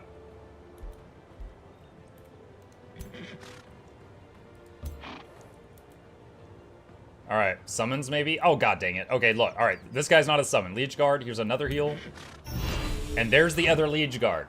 There. Look, he's a permanent unit. Dude, you keep changing the rules and I keep proving you wrong. The Liege Guard came back to life when I healed him with a banner wave. Man. I blink, do it again. Open it.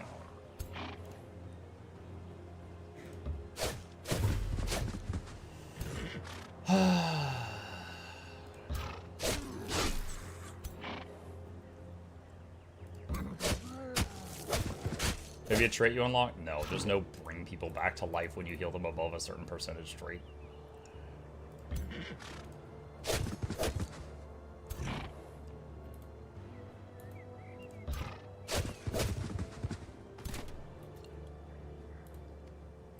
Okay, snapshot. Hold on. Alright. Let's basic attack this guy.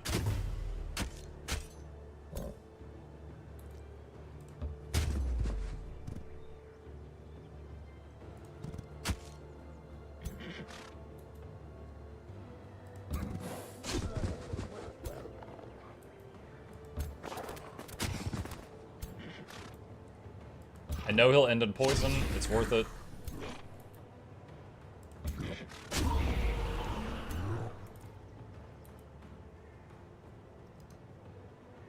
Zombies.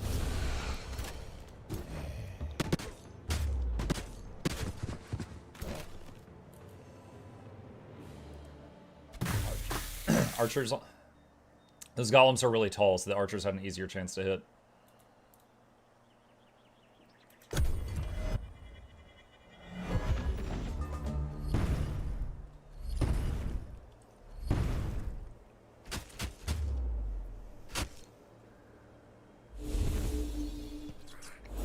Eldritch campaign next? I don't own that one. I'm gonna play ones I own before ones I don't own. So, if we wanted to do another one after this, I've never played Ways of War or Primal Fury.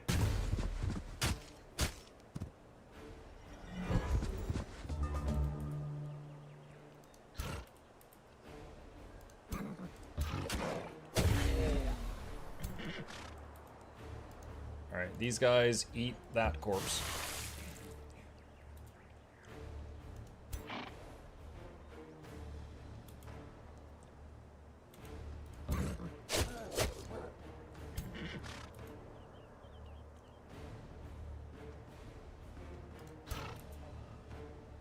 A lot of them are wanting to run away.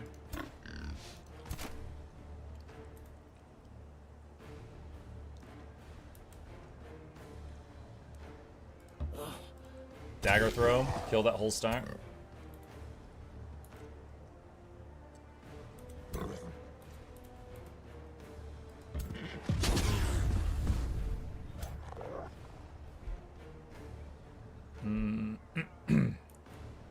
Yeah.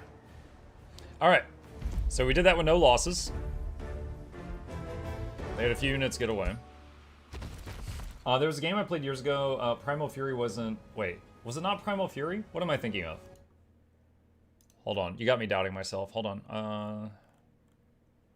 No, it is Primal Fury. Yeah, it's right there. Primal Fury. So Primal Fury's campaign I haven't done. And Ways of War I have not done.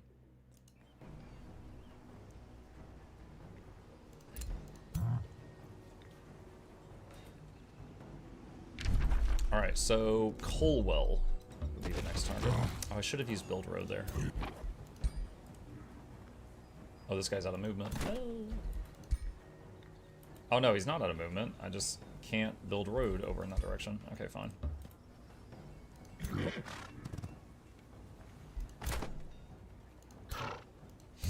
Okay.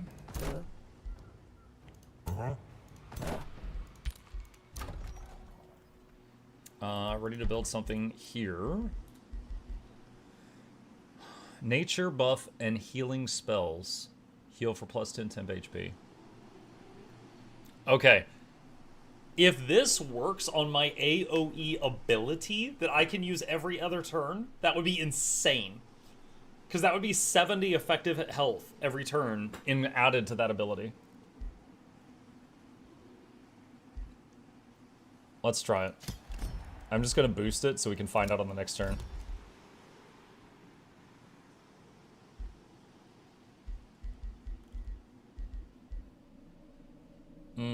And yes, but this is a spell, meaning it needs to be in your spellbook things. Well, it says nature buff. Anyway, we'll find out. We'll see. Everyone in chat was wrong about the last thing, so we'll see. We'll see. I'll test it myself.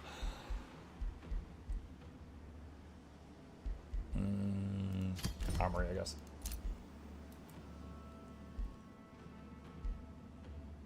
Alright, so we'll build teleporter here. We'll also get the mana node at the same time. Okay, this sucker can expand. And we want to get cursed barrows. Oh, I need to put a Stella there. Not gonna be able to till that's done. I want to keep Recall Ruler in the queue. I don't want to change that. Godier leveled.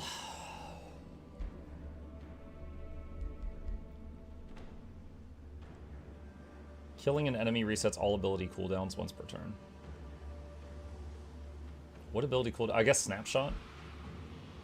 Thorn Shot. Physical ranged attacks now have a 60% chance of inflicting bleeding on all enemies in a 1 hex radius.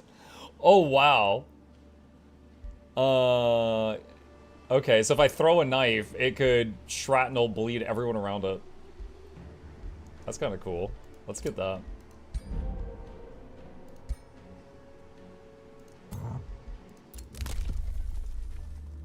Cities gain 3 mana for each resource node in their domain. That would be a lot of mana.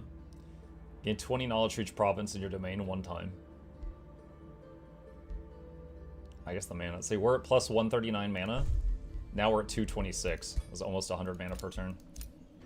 Captured this guy. Captured this guy. A bounty. About to vassalize. Okie doke.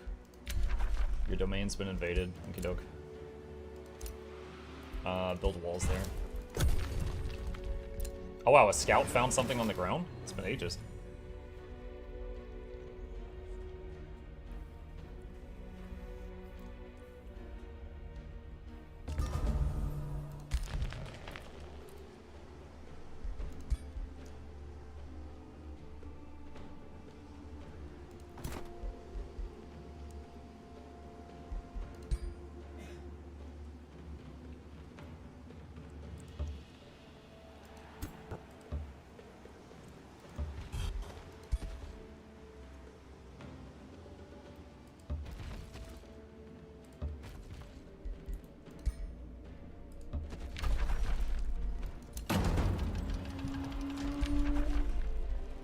I really need some better siege projects. It just hasn't been a priority.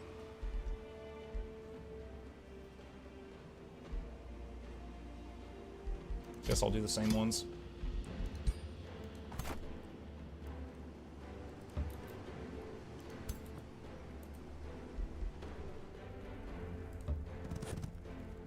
Okay. Area excavated.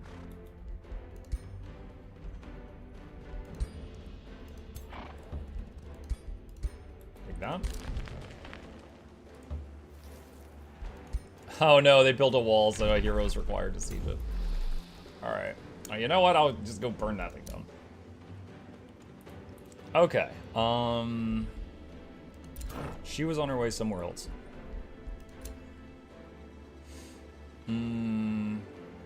Where is she?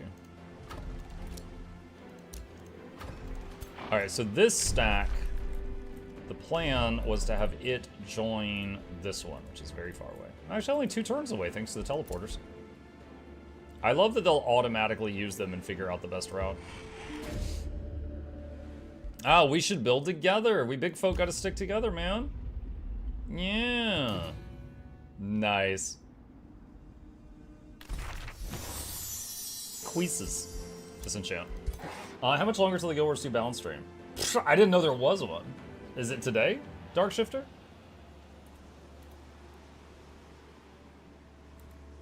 I had not heard that.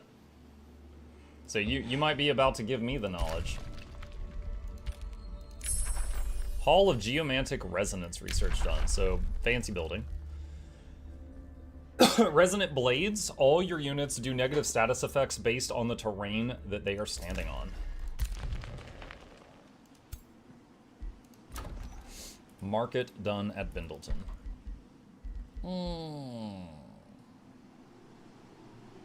What is this tile?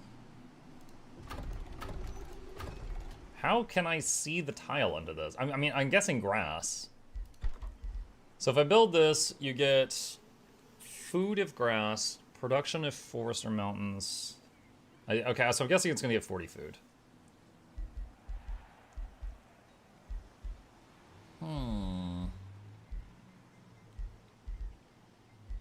Let's do stone walls, just because it's really close to where the enemy can be. A little nervous about that. More research! Dude, there's so many nautical research posts here. Armory done.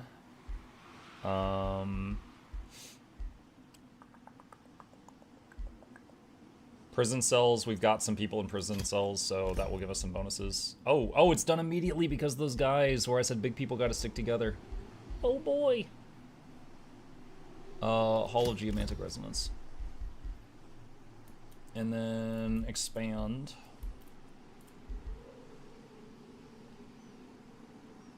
Gold vein. Prison cells done. Archon blood acquired. Vassal leveling up. You're insulted. I'll kill you later. Infestation. Whatever. Okay. Alright. Maybe I saw a previous upcoming stream. My bad. No, it might not be your bad, Dark. I hadn't heard that. Like, I'm not saying it's impossible. Tell you what we can do. Hang on a sec. Guild Wars 2 Twitter. They're usually pretty vocal there. Wait, did it not end my turn? Turn. I think we might have a bugged scout unit again. Hang on.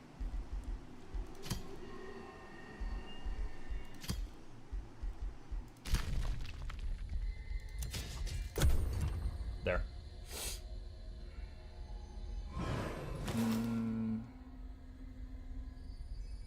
Join Cal and Taylor live this Friday, May 23rd at 12 p.m. Pacific time on twitch.tv/guildwars2. 12 p.m. Pacific would be 90 minutes from now, as they reveal the latest balance updates. I'm glad you told me. I didn't know. Yeah, so apparently in 90 minutes. So I guess I can watch it during my evening stream. 5 turns till breach. Area excavated.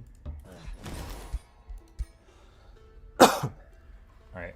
Found some production. Dig through that. You continue where you were going. Snick can destroy that province. You... What were you doing? Oh, we can just rush the finish of that. Okay, so this is now a full stack again. And we just gotta find Blue some things to hit so that she can get some XP. Go. Do a crime.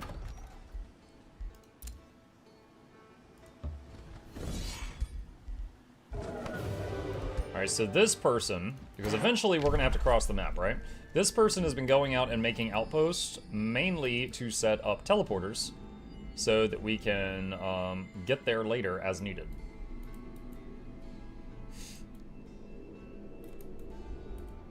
Up there would be a really good one. That's going to be a bit of a trip, though.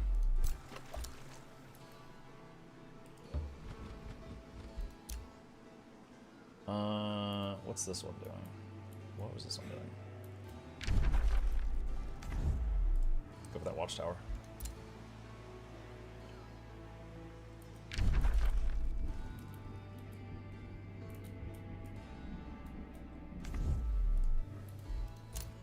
Outpost founded. All right.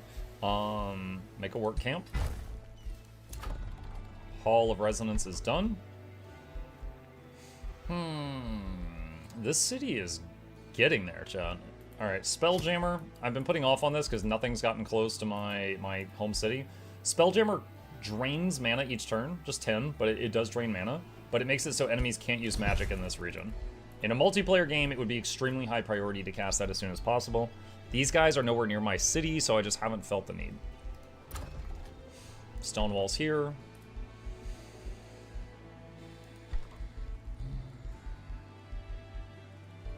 Yeah, this whole thing where I need each city to make the units that I pair with each army, it's a neat idea. I don't think I want to play this again.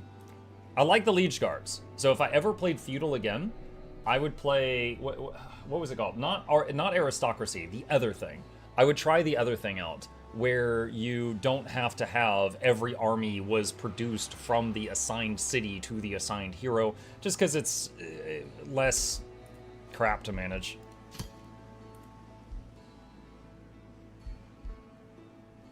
I'll put the Spelljammer there. Monarchy. Yeah, Monarchy. Thank you.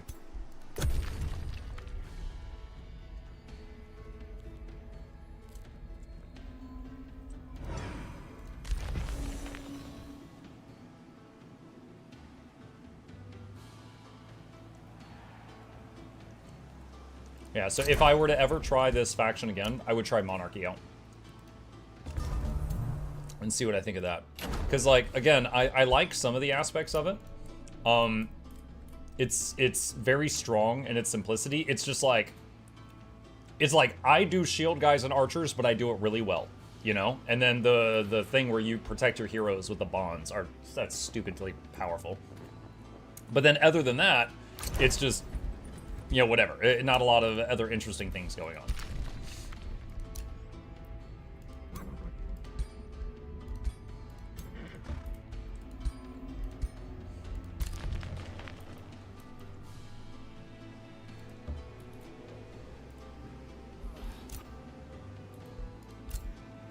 All right, this second army, which is going to follow around our leader, is now ready. What was this one doing? Oh yeah, the tower. And just camp there.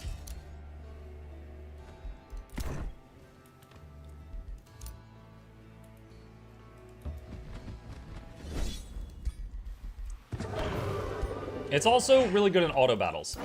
As you guys have seen, there's many times I will lose units in an auto battle and I can do manual battle and not have any problems. This faction, to me, feels very strong in auto battles. Like, their units are favored, you know, in a good way. Okay, so we have successfully turned Slagholm into a vassal city. Can I get any more Whispering Orbs right now? I don't think so. I think I'm at max at the moment.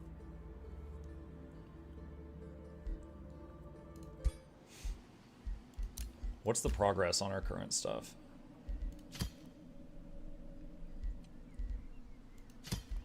That's done.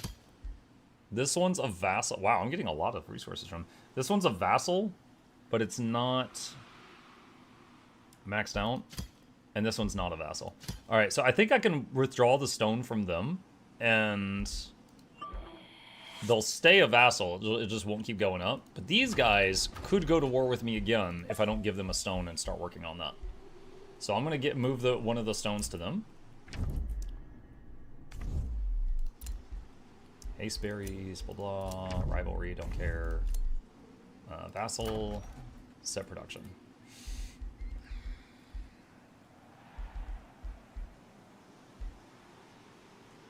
Units have rally and resurgent. Okay, buffs to defenders when you're defending a siege. Okay.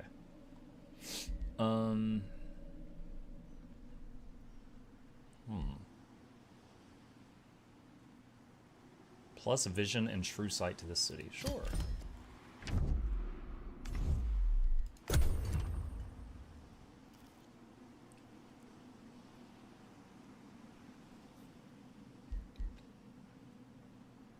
Oh, population caps out at 30. I didn't know that. So you can't eventually just get every tile you can reach.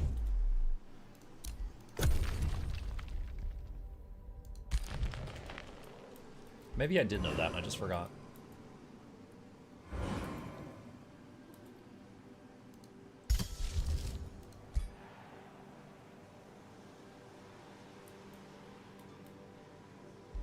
Oh, there's a merchant here. Did I already look at him? I'm gonna look at him again. Was that the mount guy?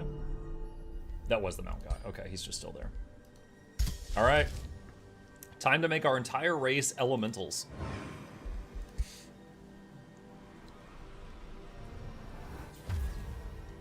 Oh, they got like crystals growing out of them now. Still got the rocky arms too. So now they gain defense and offense based on the terrain they're standing on.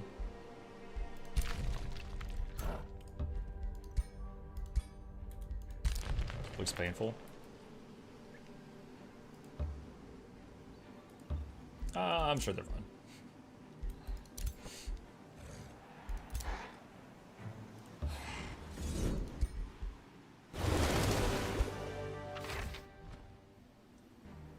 Resistant boots.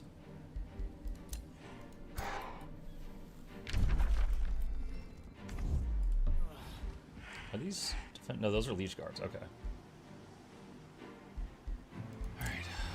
Alright. The snake finished destroying that forester. Go up there and start messing with stuff. Oh god, this guy.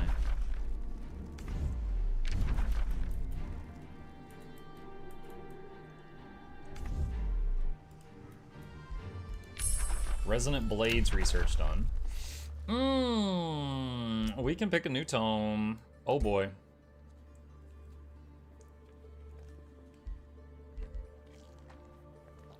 Alright, alright, alright. What do we got?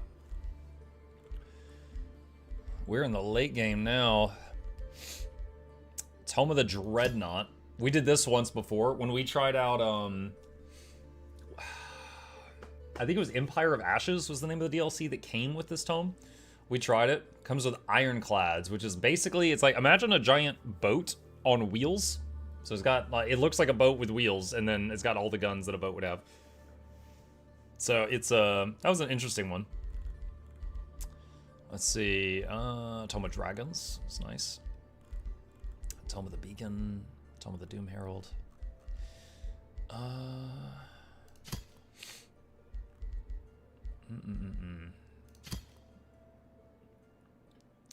Tome of Nature's Wrath is fun. I already have the affinity. I just need one more tome unlocked. It can be anything. Usually Tome of Dragons, the main thing I would get it for is Draconian Transformation. I can't take that because I already did the Elemental Transformation. And then Dragons, but we're just using units native to our race with lots of enchants for this run. Dragon Attack, new siege option. Have dragons attack the defending city. You know what? Sieging. Where is something that'll help with sieging? Construct bolt repeaters. At the start of battle, gain 2 bolt repeater units on the attacker's side. Does 2 fortification damage.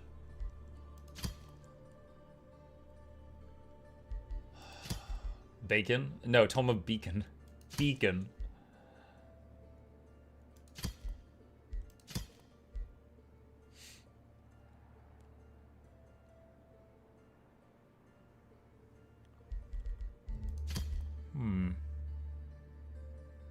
Construct Great Bombard. At the start of battle, gain a Great Bombard on the attacker's side. 3 fortification damage. So it's a giant gun. Warding metals. Hold on, let me see this. Unit gains +3 resist and defense against magic attacks.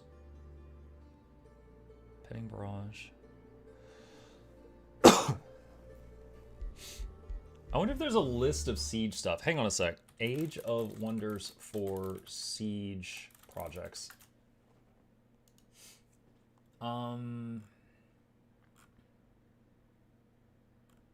I found a list. Let's see. Create Earth Shatter engines from Tome of the Creator is really high. That's a tier 5. Okay, I can't do that right now.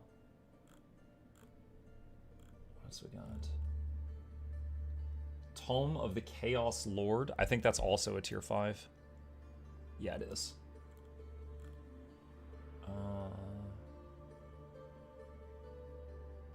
Devastator Spheres do 3. Tremor Ritual.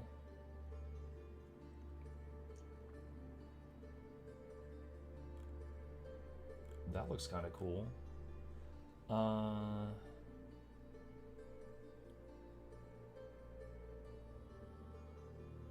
Wait, what? What is... Hold on. What is this from? Hold on, is that Terramancy? There's no way. No, that's not in there. I don't even see... Okay, is this like a... Maybe this is like an AI thing. Look at this. Captivating Mist. While besieged, the city loses 1 population every turn. When it reaches 0, the city is destroyed. That's insane. All you'd have to do is sit outside the city and just spam heals on yourself and wait. You don't even have to move in. It doesn't say, like, all of these say, like, what book they're from. I'm guessing this is, like, some campaign thing. That is bonkers. That is absolutely nutty. I could totally play around that and destroy any city. Alright, Tremor Ritual. Let's see, Summon Rock Giant. Leyline Focus. Leyline Focus, so if you're not moving, your units gain more damage, more resist. Earth Shatter. Target habitable or uninhabitable province.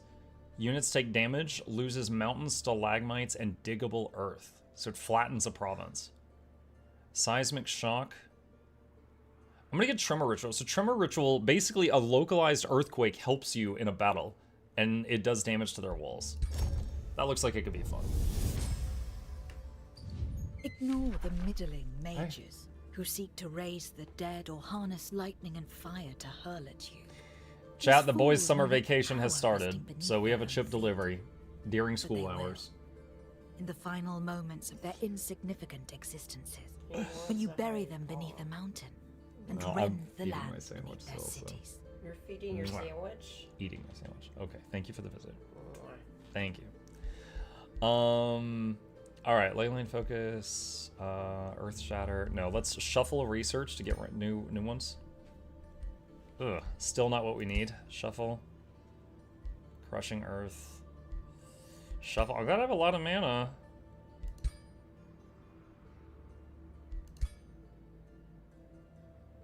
Alright, let's just do Static Shield for now. God, that was a few hundred mana and didn't get what I needed.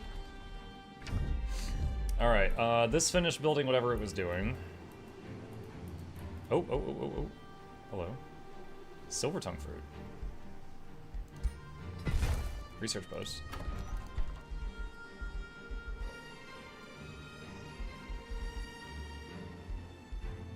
Spelljammer. We don't want to mess with the farm pile. Put it over here. I always feel like foresters do like the least amount of anything. Stone walls. Watchtower here is done. Alright, so that little outpost is maxed out.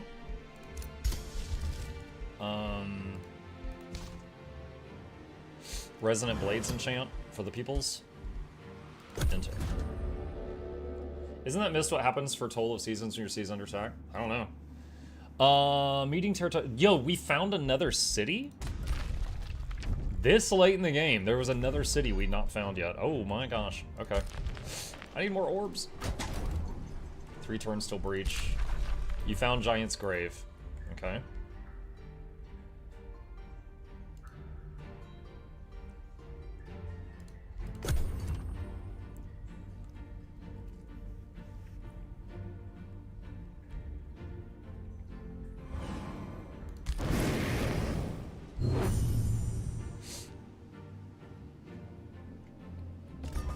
Alright. Resonant Blades enchant. So now everyone's attacks are more powerful in different ways depending on where they're standing.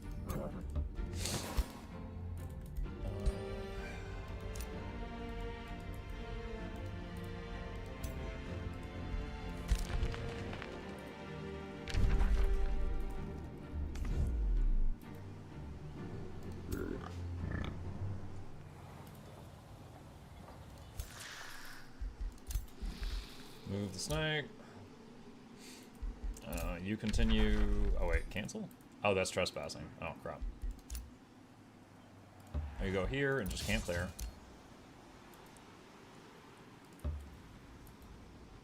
Bluebell desperately looking for something to hit. She craves violence. Oh, we got a quest thing. Navigating the seas with a distant archipelago in sight, your troops hear a deep voice resonating inside their skulls. Raiders, looters, thieves. Each word has the gravity of an accusation, yet the unison voices pronouncing them reveal no emotion. Throughout the ages, many have come to these isles to steal the secrets of the Eternal Council. We evaluated their intentions, and then we detained them, appalled by their vulgar ambitions. Visions of large expressionless faces carved into crystal manifest themselves in your troops' minds. Now they exist as living statues, a warning to all those who seek power without sagacity. Will you share their fates? The voice pronounces as it fades, or will you learn from their folly, demonstrating the worth to inherit the secrets of the Trinity Island? Gain Imperium. Gain knowledge. Gain mana. The wise know that they may only find what they carried within themselves. Oh my gosh. Okay, gain knowledge, I guess. Okay, so we got some quest stuff over here. I don't know that this army can handle whatever this is, but... As your troops find a lone rogue sealed within a litherite crystal, the council prolocutor speaks of his fate. His name is Edmund the Poacher, yet he was merely an expendable tool for the company of lost treasures. While the council prolocutor speaks, your troops begin to see the shape of a large crystalline structure glimmering within the coastal waters. Yet, as the voice continues, the image vanishes again like a mirage. They outfit and hire adventurers to raid Merida's secret treasures, destroying much of its legacy beyond retrieval. Thus, they are the counterforce to the Eternal Sages, whose chronicle and preserve all knowledge within their crystal libraries. The council asks, imagine a library with the collected history of a realm being gifted to a king. What should the king do? Burn the library? What? Study the chronicles to learn from the past mistakes. You lose knowledge per turn for 6 turns. Share the library with the local governors to reform the administration. All cities lose growth and production for a number of turns. Use the knowledge to forge grievances against rival kingdoms. Lose Imperium. I'm going to say study it, so we trade knowledge to get past this.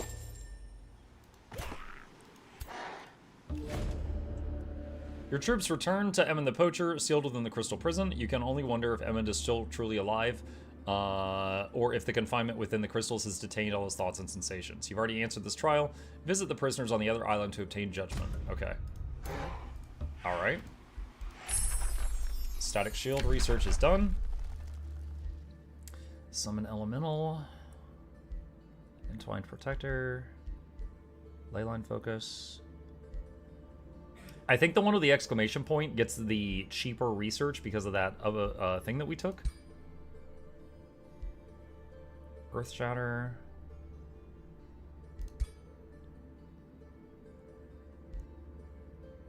Alright, just do the fastest thing.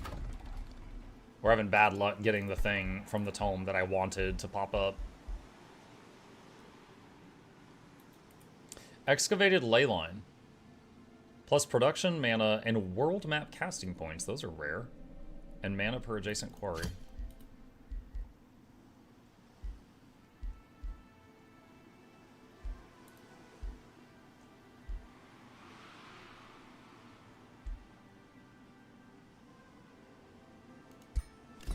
That's in between 2 quarries. Okay, this one is done. So build a teleporter there. And then add walls to that outpost. Rivergate can expand. More food. Alright, it is going to need a Stella to fix the terrain here. And 2 turns on that. Negotiation succeeded, okay. Set production at Bindleton. There is no boost for this. Okay. Alright, build the Geomantic Resonance. Enter. It's crazy this late in the game that one scout still found an area we hadn't been to and is now picking up stuff in there that's on the ground. There's another Giant's Grave. I thought there was only one of those per map. I thought there was at max 1 per map, sometimes none. Okay.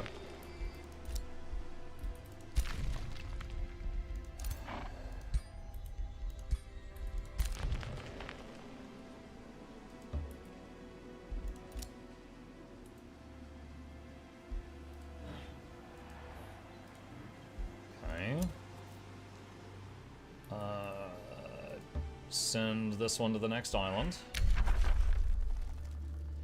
Alright, I'll just keep getting the fastest research. Chew through these. Let's see, can build something here. Let's do workshop for more production. Bindleton can expand. What is that? Is that a new, it says we're at peace with them. Army of Auto. Alright, I hope they behave. Sun-Caught Peaks. Oh, wait, this thing? What is this? Provinces adjacent to this give 3 knowledge and 3 mana. And the Elemental Tune combat enchantment. Oh, that's kind of cool. Okay. You want to build in this? Yes.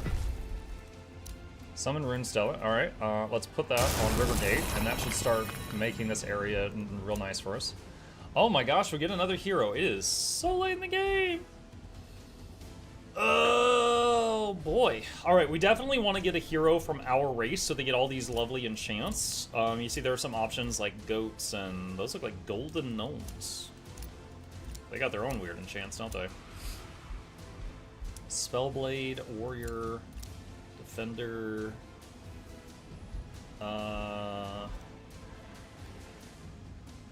This guy's a ritual. Let's get a ritualist. That's my favorite.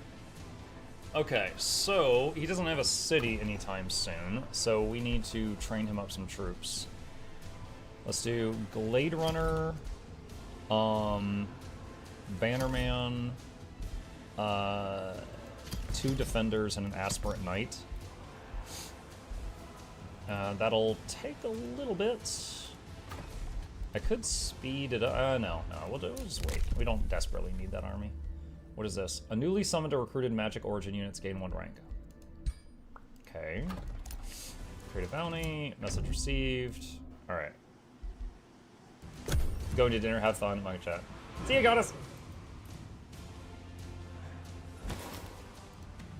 My spellbook for a second. I don't think there was... Oh! What's it? Oh, one of my scouts got caught. Okay. Oh, it actually got away! Wait, no. What does that symbol mean? This unit has been captured by the enemy. No, never mind. I saw it wasn't like a red outline. I'm like, oh, it escaped. No, it didn't. It was captured alive, which I haven't seen that. Now, you can only put heroes in prisons, so I wonder if they, like, stole the unit somehow. I think there's an ability where if you, stun an enemy with it, and the battle ends while the stun is in effect, you can capture them, and then you can pay money to basically take that unit. I'm not sure if that's what they did to me there. Alright, this is a weird tunnel. Let's see. Bluebell's army. Alright, cool. XP gained. Graceful Judgment, I'll take it. Over here. Snick. Capture and release this wonder. This guy's waiting on his troops that they're cooking. Examining the Dark Knight, frozen in crystals, your troop hears the Counselor Prolocutor speak to them once more. Power-hungry as their deceased masters, the sons of the Giorno are a posthumous enemy of the Eternal Council. The voice of the Council Prolocutor grows louder. When the traitor kings tried to steal the secret of our immortality, they made a crucial mistake. They took our knowledge. They took our crystals. They experimented on their followers in gruesome rituals. Yet when the time came, they only fractured their souls and immortalized shadow of their former selves. Among the many atrocities that the traitor kings committed, what was their greatest sin? We can fight it. Pride, lose Imperium, lose gold. I have a ton of gold. I'll pay gold. Greed, where the giant kings mined riches to craft and create, the traitor kings hoarded wealth without reason. Spend gold. Okay. Got one more trial over here. I really don't know what to do with this guy.